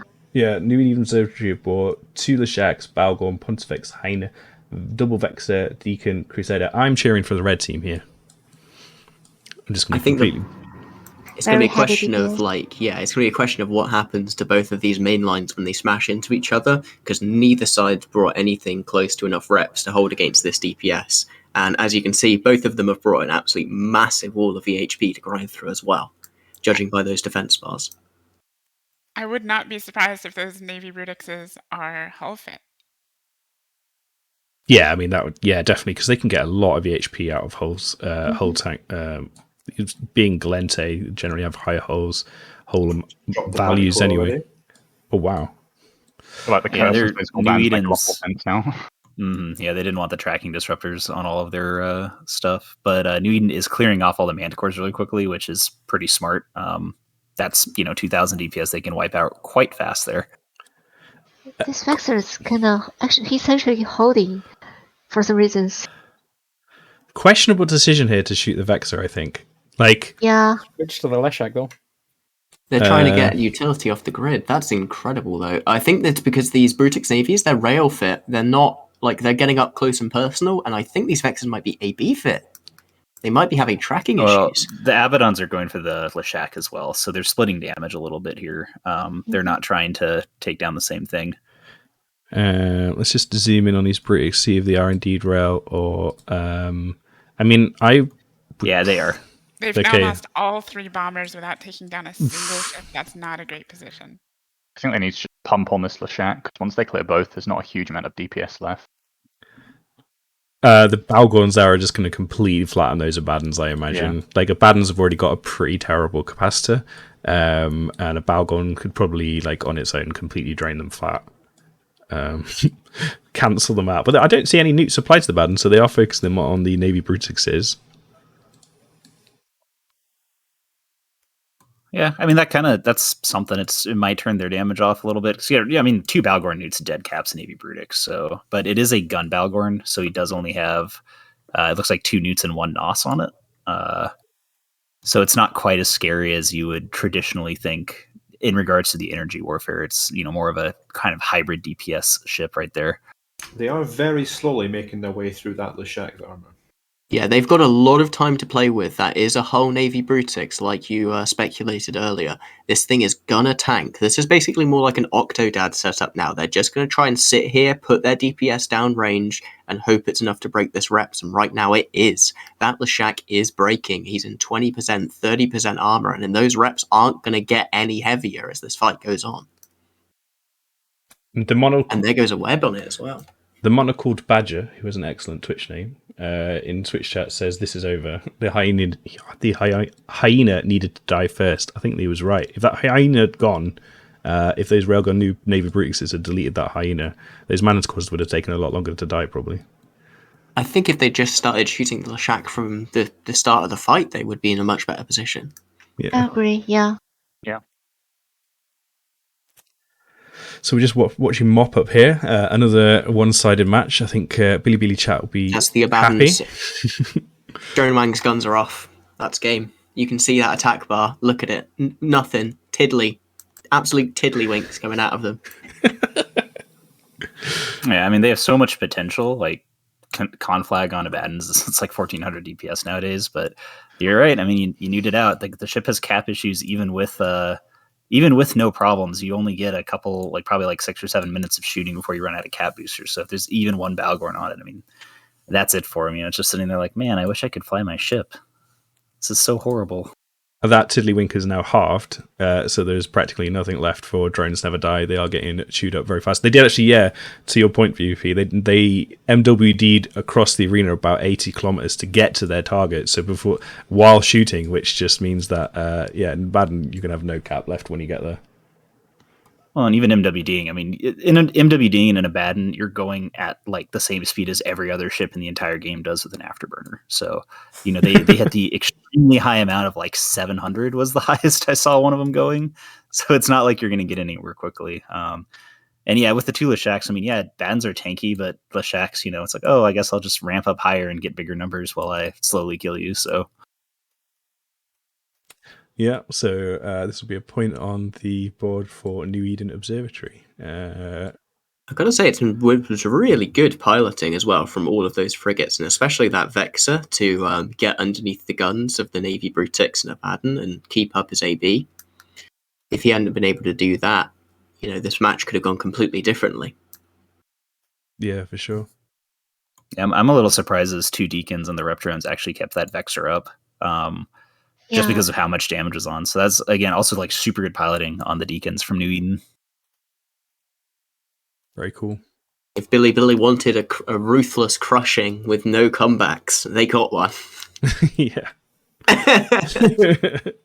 Definitely. So the last ship's about to die. I think what we'll do is just go to music for a little bit. Have a little break, and we'll be back. I think the next match is due again in another. It's about the same time, isn't it? So it is about another 20 minutes. So it should be another match in about 10 minutes' time, hopefully. So yeah, we'll catch you in a bit. Cut to music, and we'll be back in a couple of minutes.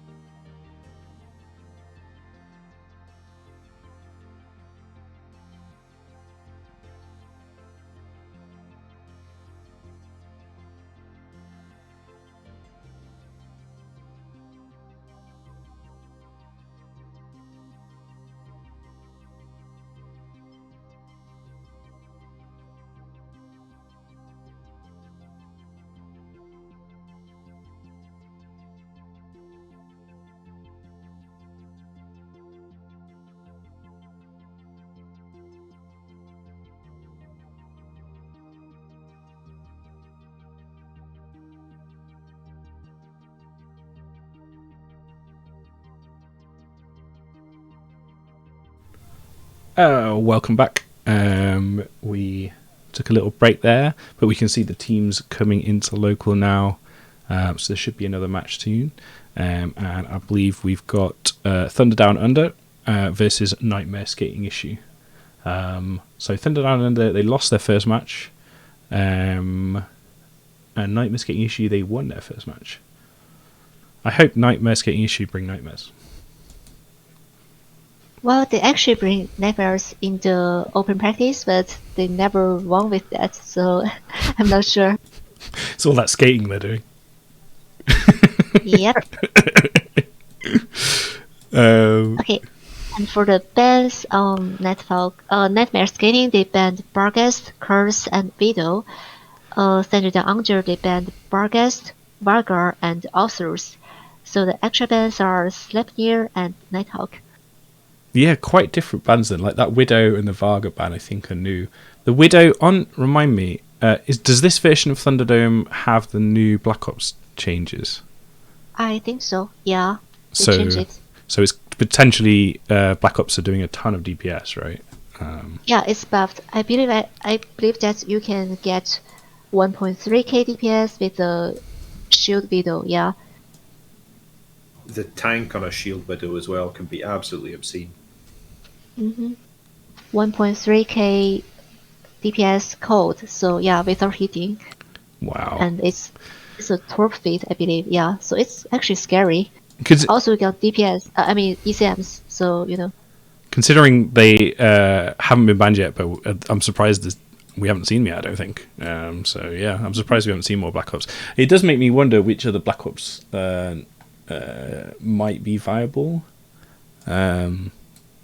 these days, because like it's always just been Widow, and like you occasionally saw some Sins when T2 drones were allowed, but I don't think I've ever seen a Redeemer in a competitive tournament match. I think I've seen him in opens and stuff. The Newton capacity in a Redeemer, if you fit it correctly, can be roughly comparable to a Balgor in the right circumstances. Wait, really?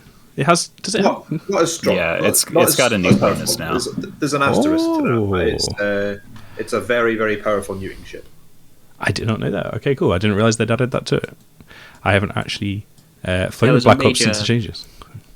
Yeah, there's a major, like, the Sins have a massive bonus to rep drones as well, so they can be kind of like a second logistics in some setups.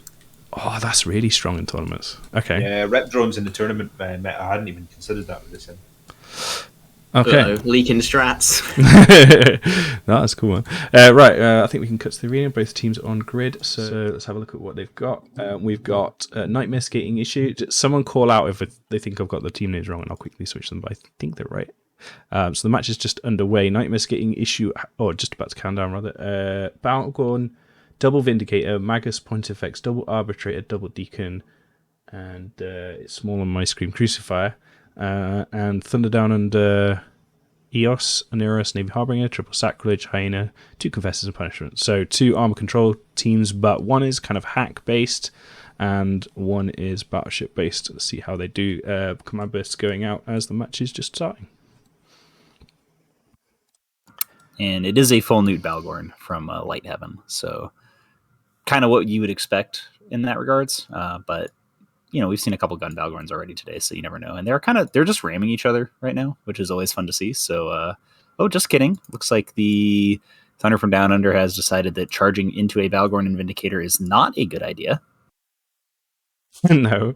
Although those battleships are kind of just sort of lightly approaching the opponents. We see a bunch of T1 drones there, Ogres, Hamheads coming out of Thunder Down Under towards the hostile team, and they look like them. Yeah, they are moving on to one of the battleships. I think the Balgorn. Yeah, one of the big factors in this matchup is going to be the fact that Thunder Down Under mostly has DPS drones, whereas Red has mostly armor repair drones, especially from their battleships. So they only have those 2 deacons, but they're going to be able to rep a surprising amount on these battleships. Yeah, and Light Heaven actually does have a smart bot on as well. So they decided to take one of the newts off, and he'll be able to clear off. In fact, he just wiped out half of the drones that are on him. So I don't know if DPS drones were necessarily the right thing. We do see a kind of cool thing. The Hyena of Alexstrasza has kind of snuck completely around to the backside And I think Thunder is they're sort of starbursting around and maybe looking to get into the back line and just avoid those Vindicators and Valgrind as long as possible, which is pretty smart, really good piloting on their part. I'm not really too sure what the red team can do about that hyena, to be honest. Because they've got a pretty extensive support wing with E-War wise, but not a huge amount of application to anything that can kill that hyena. Both of the command destroyers are going after it now. Yeah, the Pontifex is charging him, but... And they realise they need to deal with him. All the Vindicators are just going to be webbed off in no man's land. Yeah, the hyena's getting chased down, but of course it's got the webs to help defend itself. Okay, so the Pontifex is webbed, yeah. Okay. Hyena's gotten to the jump beacon as well, if you want to go there.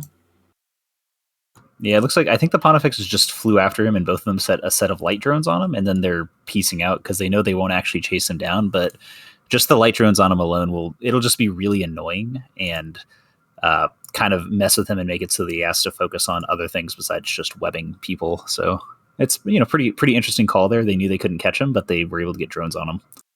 And if they can just threaten him a little bit and make him put his webs on the command destroyers, then it makes him take them off the Vindies, and that's sort of job done anyway. In terms of freeing up the Vindicators. Andy's Vindicator is actually about to get webs on a Sacrilege. Like, they're so close, and he just got him. So Shimeo just got tackled in the Sacrilege by a Vindicator, and they're not going to be able to clear him off, which means things are about to get spicy.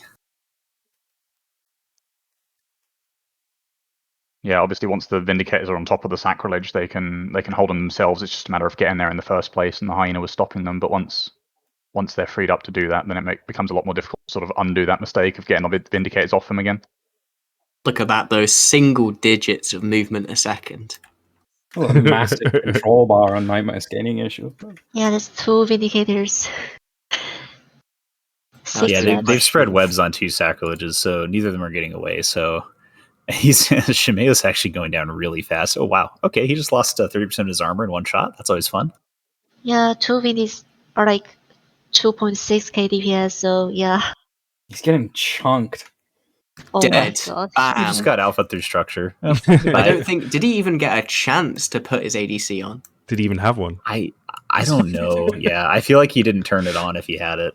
It's like, oh, then maybe they'll save me. It's like, no. No, they won't. Brother Zebediah is getting the same treatment. Oh, wow. 2 Sacrileges making the same error, one after the other. It's devastating. He did actually turn his ADC on at the last moment. I saw the animation of it, but I think it went off as he got shot. So, do you think they were like glass cannons or something? Because they dropped really hard. I wonder if they were like really high damage fit or something. And it's just odd that was. I'm curious. Yeah, we're not able to see the fits on them? Are they? I'm guessing they're probably just standard Sacrileges, but the kinetic thermal hull versus 2 Vindicators is kind of a big deal. Yeah, everything's a glass cannon with 2 Vindies on top of that. Mm-hmm. Oh, and the Vindies are about to tackle the Harbinger Navy too. I believe that something about the ADC is like you have to have cap to turn on the ADC, and also potentially the reactive armor hardener.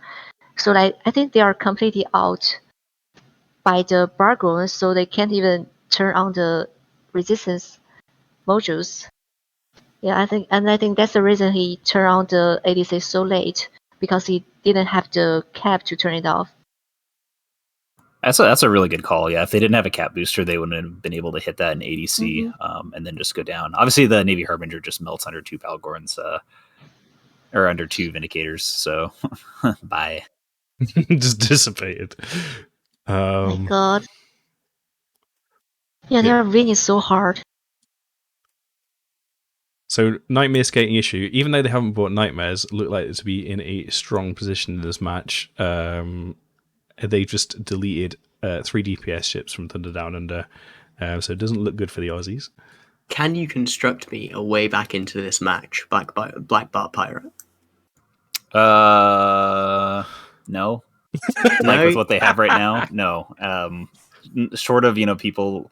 Short of making Billy really mad and having everyone collude. Okay, so to be fair, one of the Vindicators is actually really close to an MJD beacon. Okay, he's going away from it. He realized that that's a bad idea. Yeah. No, like short of people, just because of the amount of points that are gone and the fact that nothing's happened to Nightmare skating issue, yeah, Nightmare would have to start boundering Vindicators at this point. And they just tackled Orion Sacrilege, just got Leon basically drove his Vindicator up to him and just grabbed him. So probably going to see another Sacrilege go down here in just a second. You can see him dropping into the double-digit speed, and shortly will be in the single-digit speed. So that's going to be pretty rough. Yeah, it's a question of whether he hits 0 speed or 0 HP first here, ladies and gentlemen. 5 speed, 4, 3. Oh my god. It's pretty close. He's ADCing. This is through 90% resists, I'm pretty sure. Going up against 7, 9. Massive acceleration. Yeah, and there's only one Vindy. Oh wow, Confessor just vanished. Oh god. Yeah, I believe it's by the Jones of Arbitrators. What Confessor? Yep. This is just the power of these E-War armor control setups, is once you take a few ships out and you can make sure that you have E-War disrupting the operation of every single ship on your opponent's team, you just have such a huge advantage that you can lock in the victory like this if you're excellent at execution. And right now, Nightmare Skating are looking like that. Yeah, they're definitely going to snowball this match really hard and mop up these remaining ships. We've got Eos, Neuros, Hyena, Punisher. I love seeing Vindicators in matches. I know there's good reasons not to bring them sometimes, but having one, maybe two in this case, in a armor control comp is really cool for the ton of damage, ton of control. Alliance Tournament 17 rules this year. There are certain ships which are not allowed to be flagships, the ones we more commonly see. I believe Vindicator is allowed. Is that right? And if it's not, if people don't pick Barghest for whatever reason, I think we could see some flag Vindicators. Am I right? Yeah, right. But I believe that faction webs aren't allowed anymore, so you can't get the full-on 90% resists on the Vindicator. Sorry, the 90% webs even, not resists. Correct. You can bring a Vindicator, but you can't bring the webs on it. So that maybe makes it not the best choice compared to just bringing a normal Vindicator and taking something else as your flagship, but it's possible.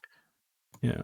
Honestly, the flagship rules, it's a big thinker. We still haven't even tried to consider figuring out what we're going to do for it, because honestly, no newts and no webs makes pretty much all of the traditional flagship choices. And also you can't use half the traditional flagship choices.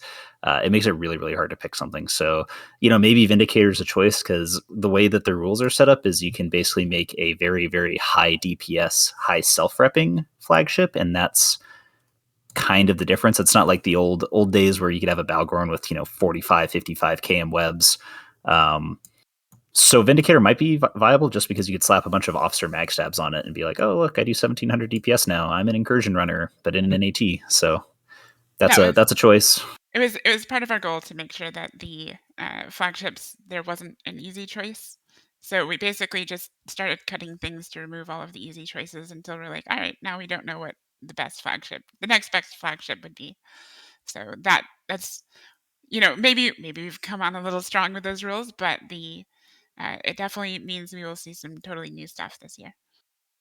That is game, though, with the red team taking that 78 points to 0. And that EOS that I was focused on, hoping to explode, is actually going to survive. Sadly, we won't see an explosion because he's been teleported home. Let's go back to the desk screen, and I see that the viewers watching this stream have significantly gone up, which is probably a bunch of people. Did you send out a ping, I presume? In game ping? I did. Okay, yes. So Tranquility has been notified. Welcome to the General Eve player base. So just to explain what's going on here, this is the Eve Summer Tournament, which is run by some members of the Chinese and Australian community, Eve Online community. And EVNT is just here to spectate and hang out and watch some really cool matches. We've seen some interesting stuff so far. We've seen boundering sacrileges. We've seen paladins that can't hit anything. What else have we seen? We've seen a lot of E-War. We've seen a lot of tracking disrupting. Seen a lot of sentinels 1v1ing things. Some legendary industrials. Oh yeah. There is still Seen, 100% win rate. We've seen a lot of people banning Shield Rush comps as well. Yeah. So it's something I guess as we haven't seen is we've only seen one of the Shield Rush setups, which is kind of refreshing. So yeah. 3 bans is really nice. I hope you guys enjoy seeing ban slots without Barguest being in it constantly, because that's what you're going to see during the Alliance tournament. Bargus is definitely going to be a popular ship without reduction. Just before we go back to a little bit more theorycraft stuff, I'll just do some introductions. I see some people asking who's who in the chat. Volk is a member of Odin's Call, and they have got a team in this tournament under the name of Rainbow Wolves. I think we're going to see a match from them soon. Yeah. Is it? The last No, match it's the last today, one. It's yeah. the last match today, so we'll get to see them. And Volk and Smacktalk is court members, which will be great. Baz is with us, who is who's commentated on a bunch of stuff before. Commentated for us in the Let's Tournament 16. Blackbot Pirate is a member of NC Dot and Eventi commentator. C Superior Aurora, I'm sure you know, member of the community team, who you're sort of one of your roles, one of your many hats at the moment is to sort of maintain the Thunderdome server, which is used for tournaments.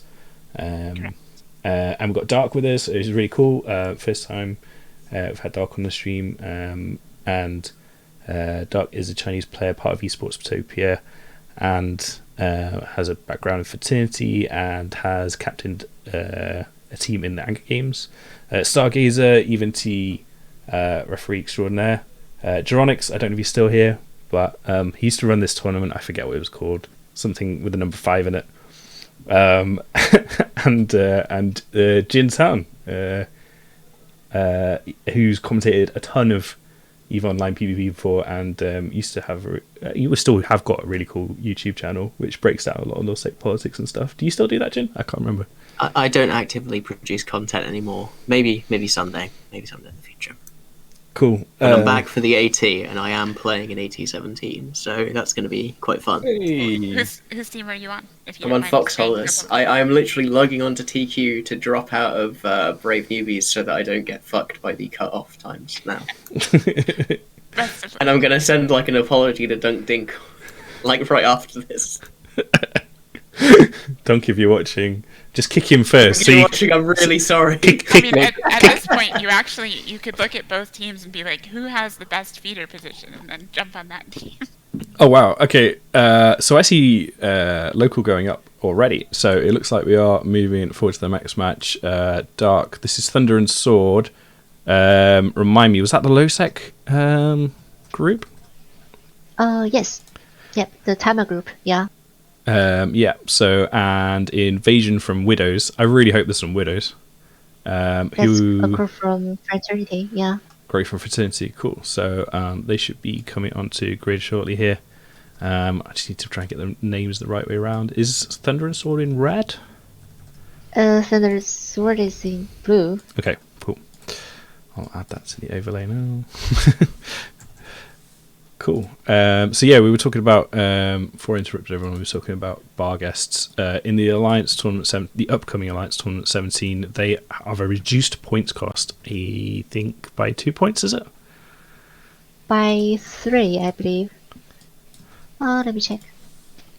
I think that's quite a lot because okay, it's a period faction battleship, right? So let me see.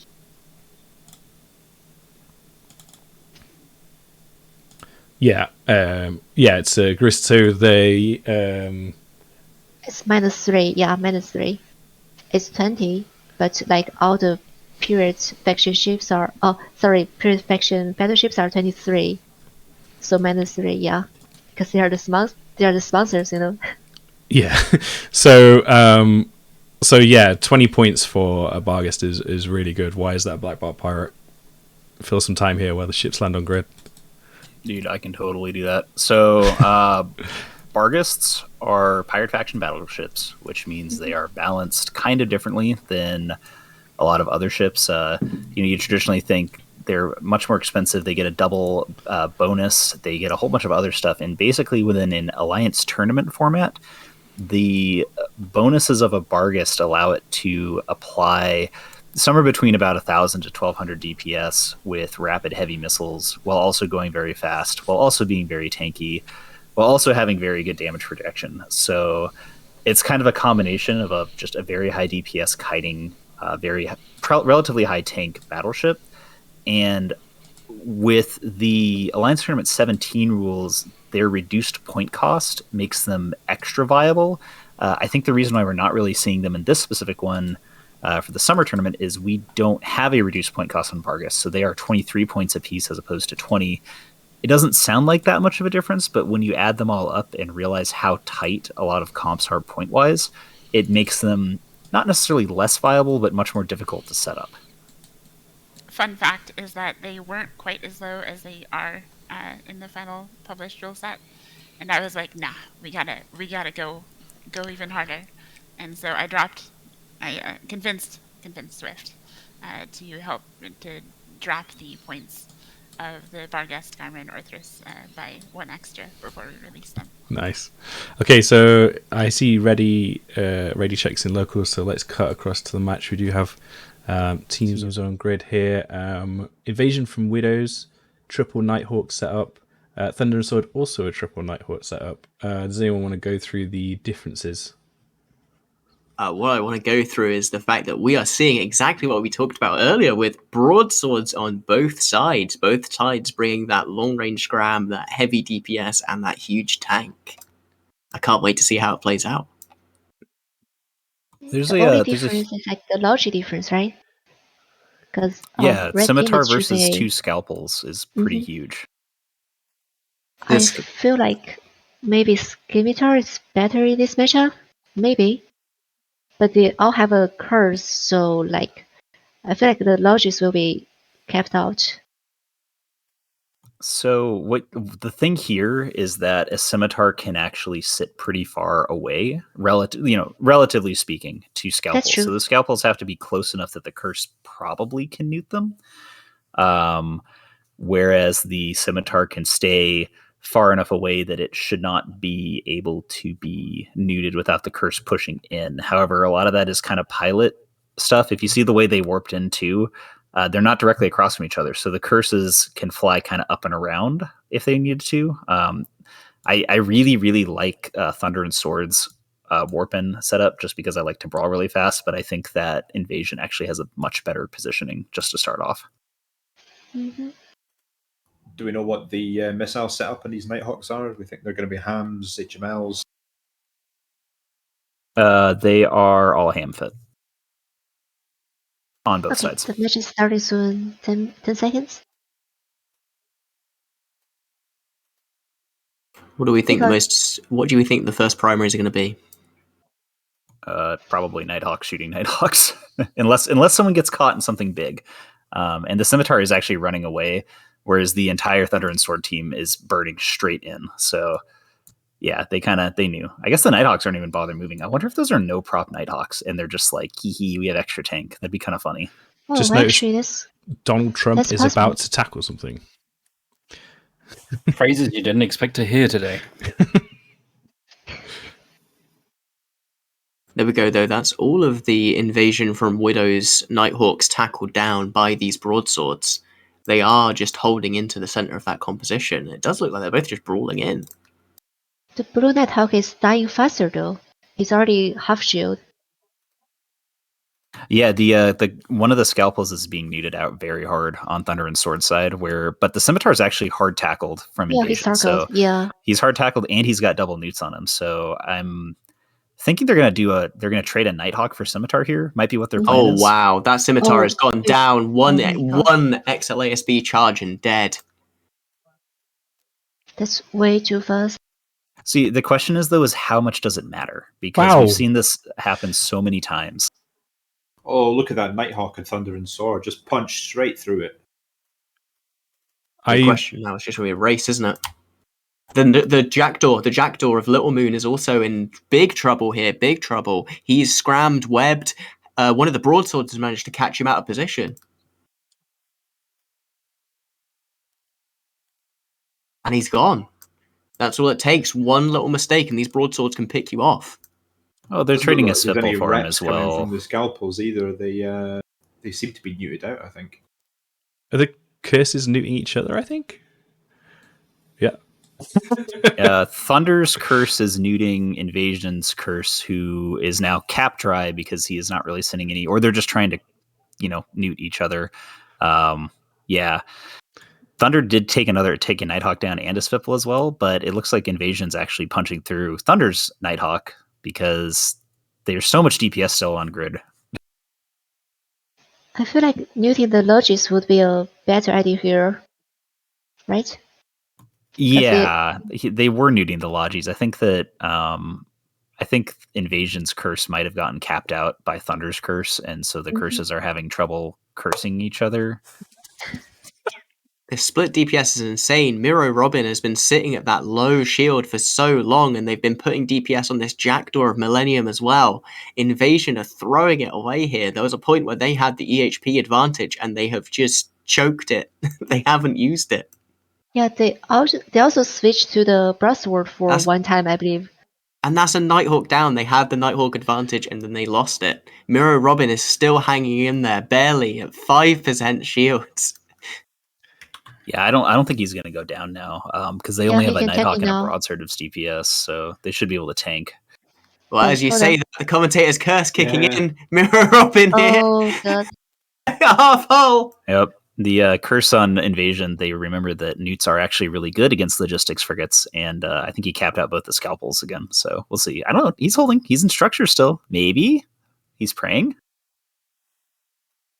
Prayers weren't enough. A little too late. Thunder and Sword still have more of the same ships. Like they got an extra broadsword, they got the Jackdaw, and they still got the 2 scalpels as well. So it's Well, we're seeing it's kind of funny with his broadswords too, because look at he's got them, using those warp disruptors to tackle. So the curse is actually outside of traditional scram web range from Thunder and Sword, but he's not having to worry about any DPS. Where I believe that they had Invasion from Widow's curse was tackled by a broadsword for several minutes now, so he's not really been able to go away and maneuver at all. It's kind of interesting. We were talking about the broadswords. Maybe it is actually a viable ship that we should look into on the TQ side, because we never really see it, but we're seeing it right here a lot.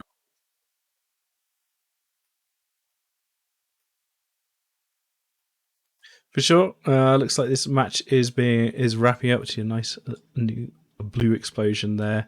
It looks like there's just 2 ships left. Skybreaker doing basically nothing probably at this point, and a Broadsword who apparently can do 900 DPS but isn't applying it very well. I need to look at broadsides again. I didn't realize they could do that much damage. Yeah, it's about 800 with implants and heat and hail because of the close range T2 ammo buff. It kind of made it go from a ship that doesn't do that much to doing a lot more. Cool. What kind of range can they project it out to? I mean, it's autocannons, so 10 meters. What is projection? Docking range. Docking range. Yeah. So this match is over. Let's go back to the desk screen. Thanks for commentating today. I'm really impressed at the fact we've had like 6 people commentating at once. I thought it would be a complete disaster, but I think you're doing a fine job of sharing.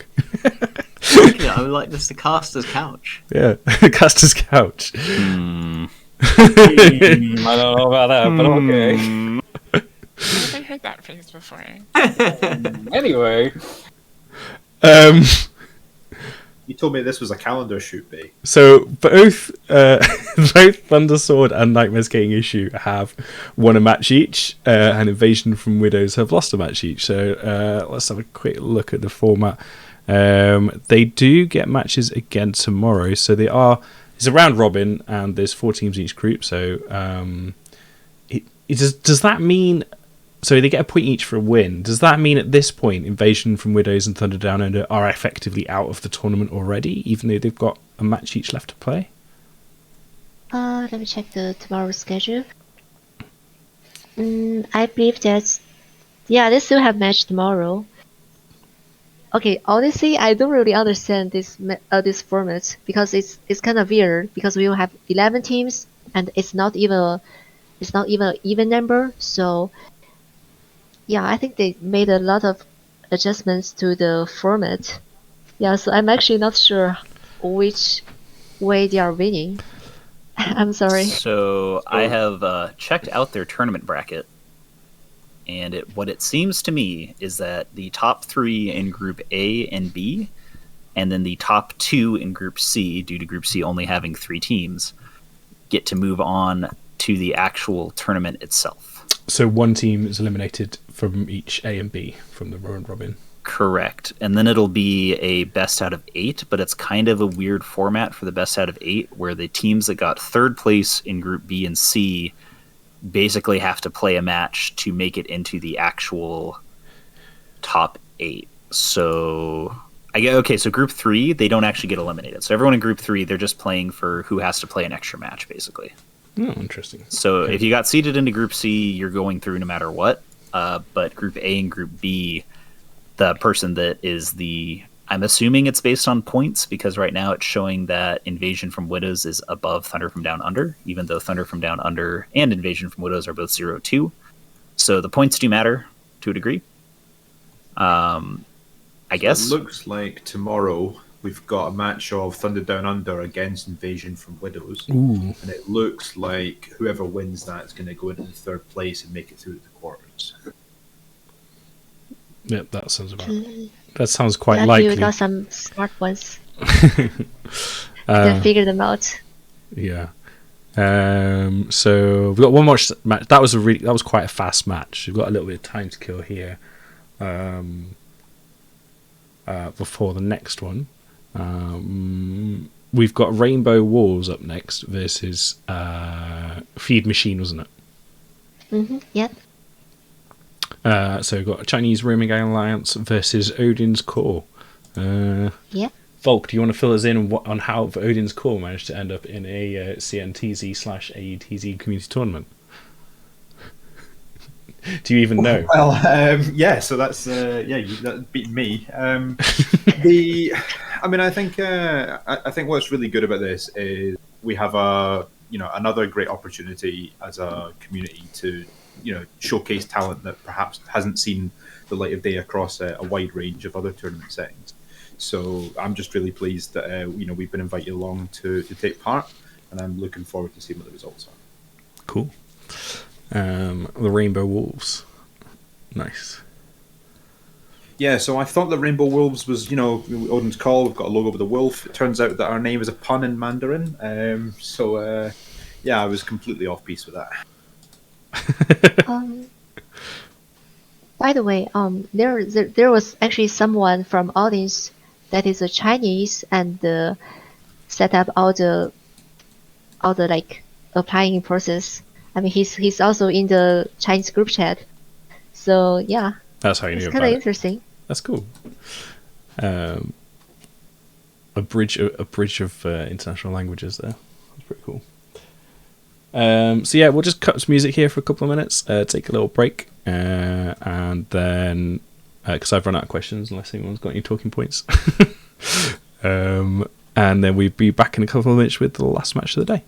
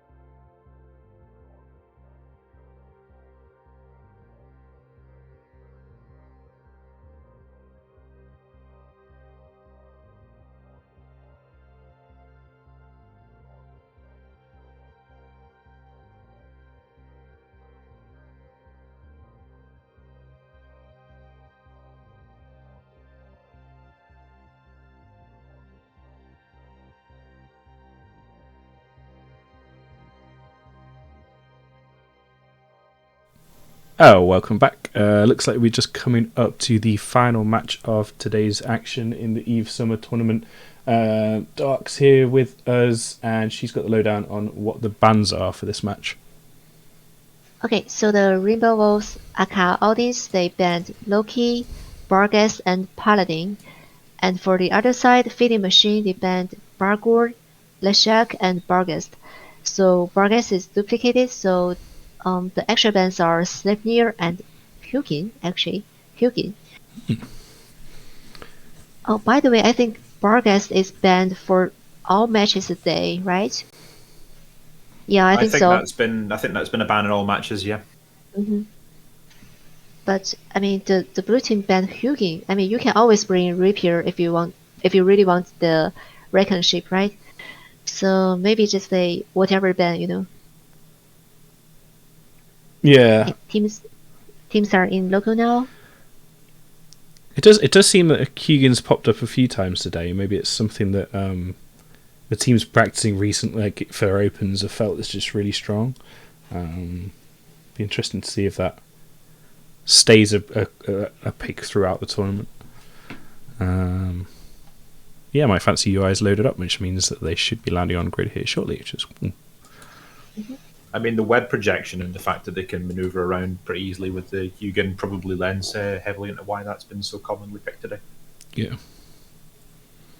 Melinda 1, I see, looks like is going to be flying for Odin's. If I remember right, that was the team captain for the initiative in Alliance Open, so a little bit of a merger going on there. So Melinda's Old School Odins used to fly within it and is our captain for the AT team, but Yokan is captain for us today. Cool. I see some interesting local chat there. Yeah, I didn't know Odin's Call was an RP alliance.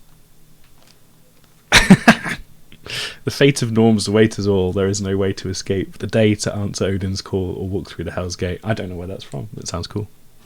It does Is sound a cool, song. but I can't decide if that's norms or noms. Noms. It's Norns. It's the song "Fate of Norns" by Monomarth. Gotcha. You guys Okay. are uncultured. Yeah, clearly. The text makes it look like it's noms, N-O-M-S, and I'm like, the fate of noms. Okay, let's lock the teams up here and then go head across so we can chat about what they've brought. Oh no, my ship is moving. How do I stop it? I mean, I'm using a Just approach the tournament bubble. tournament bubble. It's the beacon in the middle. It's kind of like I think it's a beacon. Oh yeah. Icon. Yeah. Oh, that's so smart. Okay. Yeah. Okay, cool. So let's head across. So, surprise, surprise, more Nighthawks. When are we going to see Nighthawk back? Well, it's a different setup though, because the team in red, which I believe is Odin's Call, they are actually using heavy missile Nighthawks and heavy missile Cerberuses, or rapid heavy Cerberuses. So it is Nighthawks, but we're having a shield rush with broadswords Nighthawk combo up against a kiting heavy missile Nighthawk setup. So looks the same, not quite the same. Yeah, what we're really going to be interested in here is seeing what the frigates do for this blue team. You can see one Zwipple going in there right ahead and one pulling off to the side. They're going to try and probably... I'm not even sure what they're doing there, actually. The one who went off to the side is the one who got target painted right off the bat. So I think he was like, oh crap, I'm going to die horribly. There is a rapier on the Odin's Call side as well. So they were like, oh, you banned the Hugin. Haha.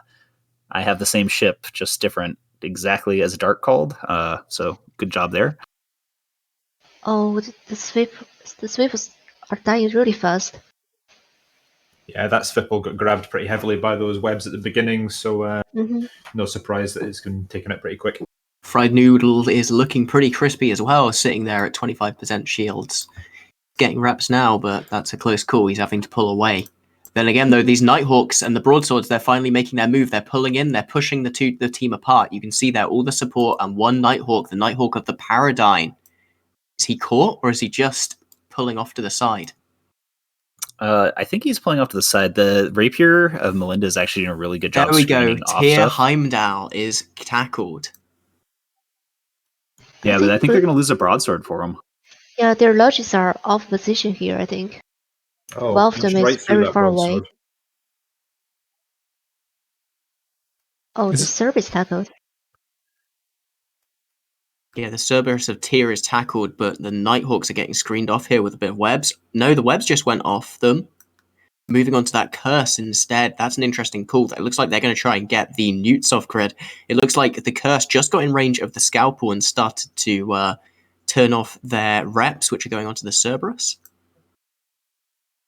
Yeah, it's a pretty good call. Curses are Oh, the notoriously Svipple. hard to kill. Oh, he just got popped. Jesus. No, that was a really fast switch. He just instantly died. Yeah, they do have EC drones on the Rapier trying to clear him. Cerberus is actually bleeding shield now, so I'm guessing the ADC just went down, and all that Nighthawk damage is just going to crush him down. He dropped so fast as soon as that ADC went down. But Rainbow Wolves has got a Kieran painted and webbed, so I guess they're going to try for a Logi clear here, and we'll see if they're able to take down a frigate with what they have. They should be able to. They have plenty of ability to apply to it. But the Kieran just escaped webs. How did that happen? He might be out of range. It's hard to tell, or they're maybe just switching to something else. Yeah, Or he's maybe they pinging the finally landed curse. jams. Actually, I think they might have landed their EC drones might have jammed their Rapier for a second, but they've been cleared off now. So I find I it mean- interesting how they've like traded positions. Like Odin's have just like literally swung around them and moved out of their way, and now they're just kind of facing them down from the opposite direction. It's pretty cool. Yeah, I would have to say that kiting, obviously part of our kind of standard game planning, in Tranquility. So it's something that team's pretty well practiced in from the beginning. There we go, though. That's that curse court, Dr. Staff. That's going to be big problems. That's the main thing that they have to take out the enemy scalpels with and really start to put some pressure on. It's going to be dangerous if this thing goes down. A lot of dancing here, though, back and forth. They're trying to just keep putting the damage down. The red team, Rainbow Wolves, they're just trying to put their damage down, move away from the team, control the match, and wait for them to make a mistake. Wait for one of these Nighthawks to get a little too greedy, pull in, and pick him apart. Well, you're seeing some really good piloting on Melinda's part. Like he's just switching webs back and forth constantly. Every time one of them gets a little close, he webs them down until he falls back. Because you got to remember, Odin's is just kiting really hard right now. So, they're basically this Rapier is single-handedly screening like 4 ships on the other team's side, which is again really, really solid piloting. Look at the defensive positioning, though, for this curse right now, just sitting in the background, doing basically nothing with 2 Kirans around him because he's so worried about getting picked off. And that's allowing them to kill this broadsword because those Kirans are so far out of rep range, he's not able to utilize all of those T2 resists. Person Yeah. just died. Wow. Yeah, the Kirans were too far. Just like Jen said, they're hanging out in the back, and now they're MWDing in as fast as they can, but it's definitely too little, too late. And Logistics frigates notoriously short range, so kiting is kind of dangerous sometimes. God, that's so brutal for the blue team here. Odins are going to be able to pull this advantage along really heavily. They could probably just win with a straight up DPS race at this point. But they're not going to. They're going to take it kind of tactical and just wait for another pick. Those webs are dropping on and off these Nighthawks. I'm not entirely sure where they're coming from. Are they the Jackdaws? No, it's the Rapier. The Jackdaws are staying as far away as possible. Yeah, sorry. Just to make sure. Like the thing is, and they just sniped a Kieran. Just melted. Wow. Yeah, the thing is to remember, Ham Nighthawks, if they catch pretty much anything here, they're going to melt through it. They do about somewhere between like 12 to 1500 DPS depending on fits. So, it is something where it's like, yeah, Odin's has this so handled, but if they do get tackle with any of those ships, Feeding Machine is just going to completely destroy something. So they can't really send the Jackdaws, or they can't really send the Jackdaws in because they might just die. And we're actually seeing one of the Jackdaws taking a lot of damage right now. Yeah, and that's just literally raw HMLs from the Nighthawks just flying almost 100 kilometers across the arena to tap him on the shoulder and tell him he's getting a bit too close. Yeah, he's dying from the cursed drones, I believe. Yeah, he's in the back and actually exactly is being soloed by Hammerhead ones, which That's cool, I guess. He is really far away from the rest of his team. I'm not sure what he's doing all the way out there exactly, but maybe he's trying to burn in and get reps right now. He has finally he's- noticed that it's the drones that's killing them. and He's coming like, back. oh, I'm dying. Maybe I should tab back in. I noticed the Nighthawk of Anoli is literally firing off missiles, but then none of them are actually landing. They're literally just being fired off into empty space right now. All these are playing really well, by the way. That Jackdaw pilot is just screaming, "Scalpels, help me! Help me! I'm coming!" Yeah, and he should be in range of the scalpels now. So I think they're going to catch him at the last Yeah. minute because Oh, they wow. just got Punished reps it. back on him. Ooh, that curse Wow. getting Pilot hammered. is Butterfly, who is the Chinese member of our team who got us the invite. Cool. Bait tanking to the very end. Yep, and the curse does go down. Maybe Butterfly was too busy posting extremely spicy memes in Billy or something and got out of position. They just blew that Kieran up with their setup, so I don't know. It's pretty nasty. At this point, they can just relax, I think, and just focus down these 3 Nighthawks to wrap up the match. Really, really cool piloting from Odin. It's really cool to see them. Are Odin's, are they a buy-in to 8017, or are they a feeders bracket of death team? We're in the feeders bracket. I have to say, I think we got a really nice draw. We were fortunate enough to get a bye in the first round, so I think we have to play Doc or Lord to see if we get through into the actual AT proper. Cool. Did you say this was the last match for today as well, or do we have any future competitions today?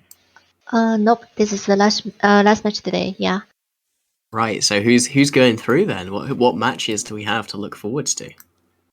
So there's another day of group matches tomorrow, in which all of the teams we've already seen play today will play again.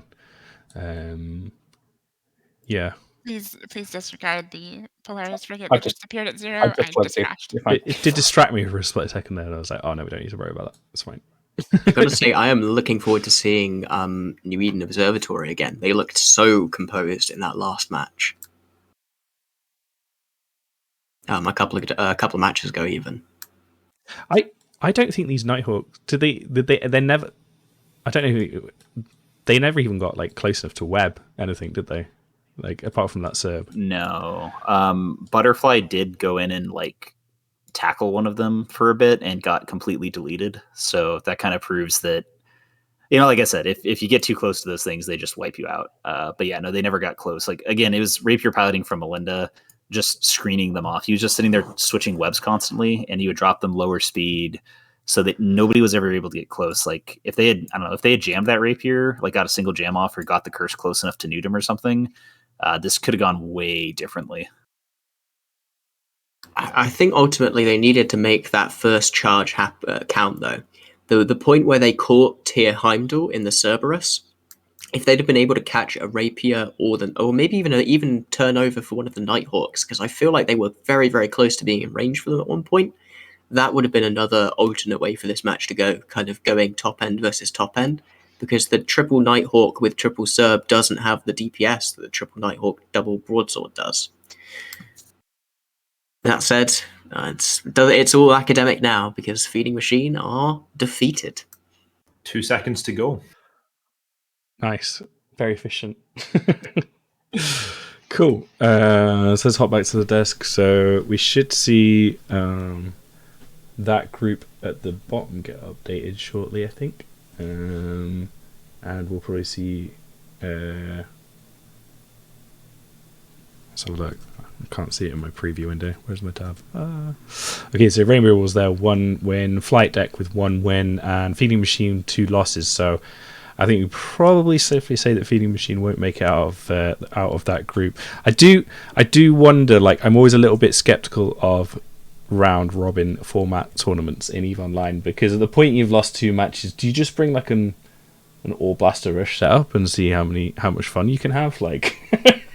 Like when you already know you're not going to progress, do you like use that as an extra practice match effectively, or do you have some fun with it? I don't know. It'd be interesting tomorrow to see what happens. We're going to shoot off here because I think that's the end of the day. Thanks for hopping on, Volk, Bazza, BBP, Aurora, Darkside, General, and Jin. Thanks for coming on. What time will we be going live tomorrow? It's about the same time tomorrow. I'm pretty sure we'll have a stream going. Eventy will have another stream running tomorrow. If not, you'll definitely be able to catch it on Bilibili. So do check out the action. If you're not already on there, there is an Alliance Tournament Discord which you can join from the news article, and I'm sure Aurora will post an announcement in there when it goes live. So yeah, look forward to some more explosions tomorrow. Any last thoughts before we head off? Nope. Thanks for coming. Yeah, no, thanks for joining us, Dark. It's really cool to have insight from being able to help us out with the language gap there, and give us insight on the organisation that's going on there. So really cool. Thanks for coming on. Mm-hmm. Cool. All right, we'll catch you guys tomorrow. Thanks for watching. See you later. See ya. Fly smart, Yeah, everyone. bye-bye.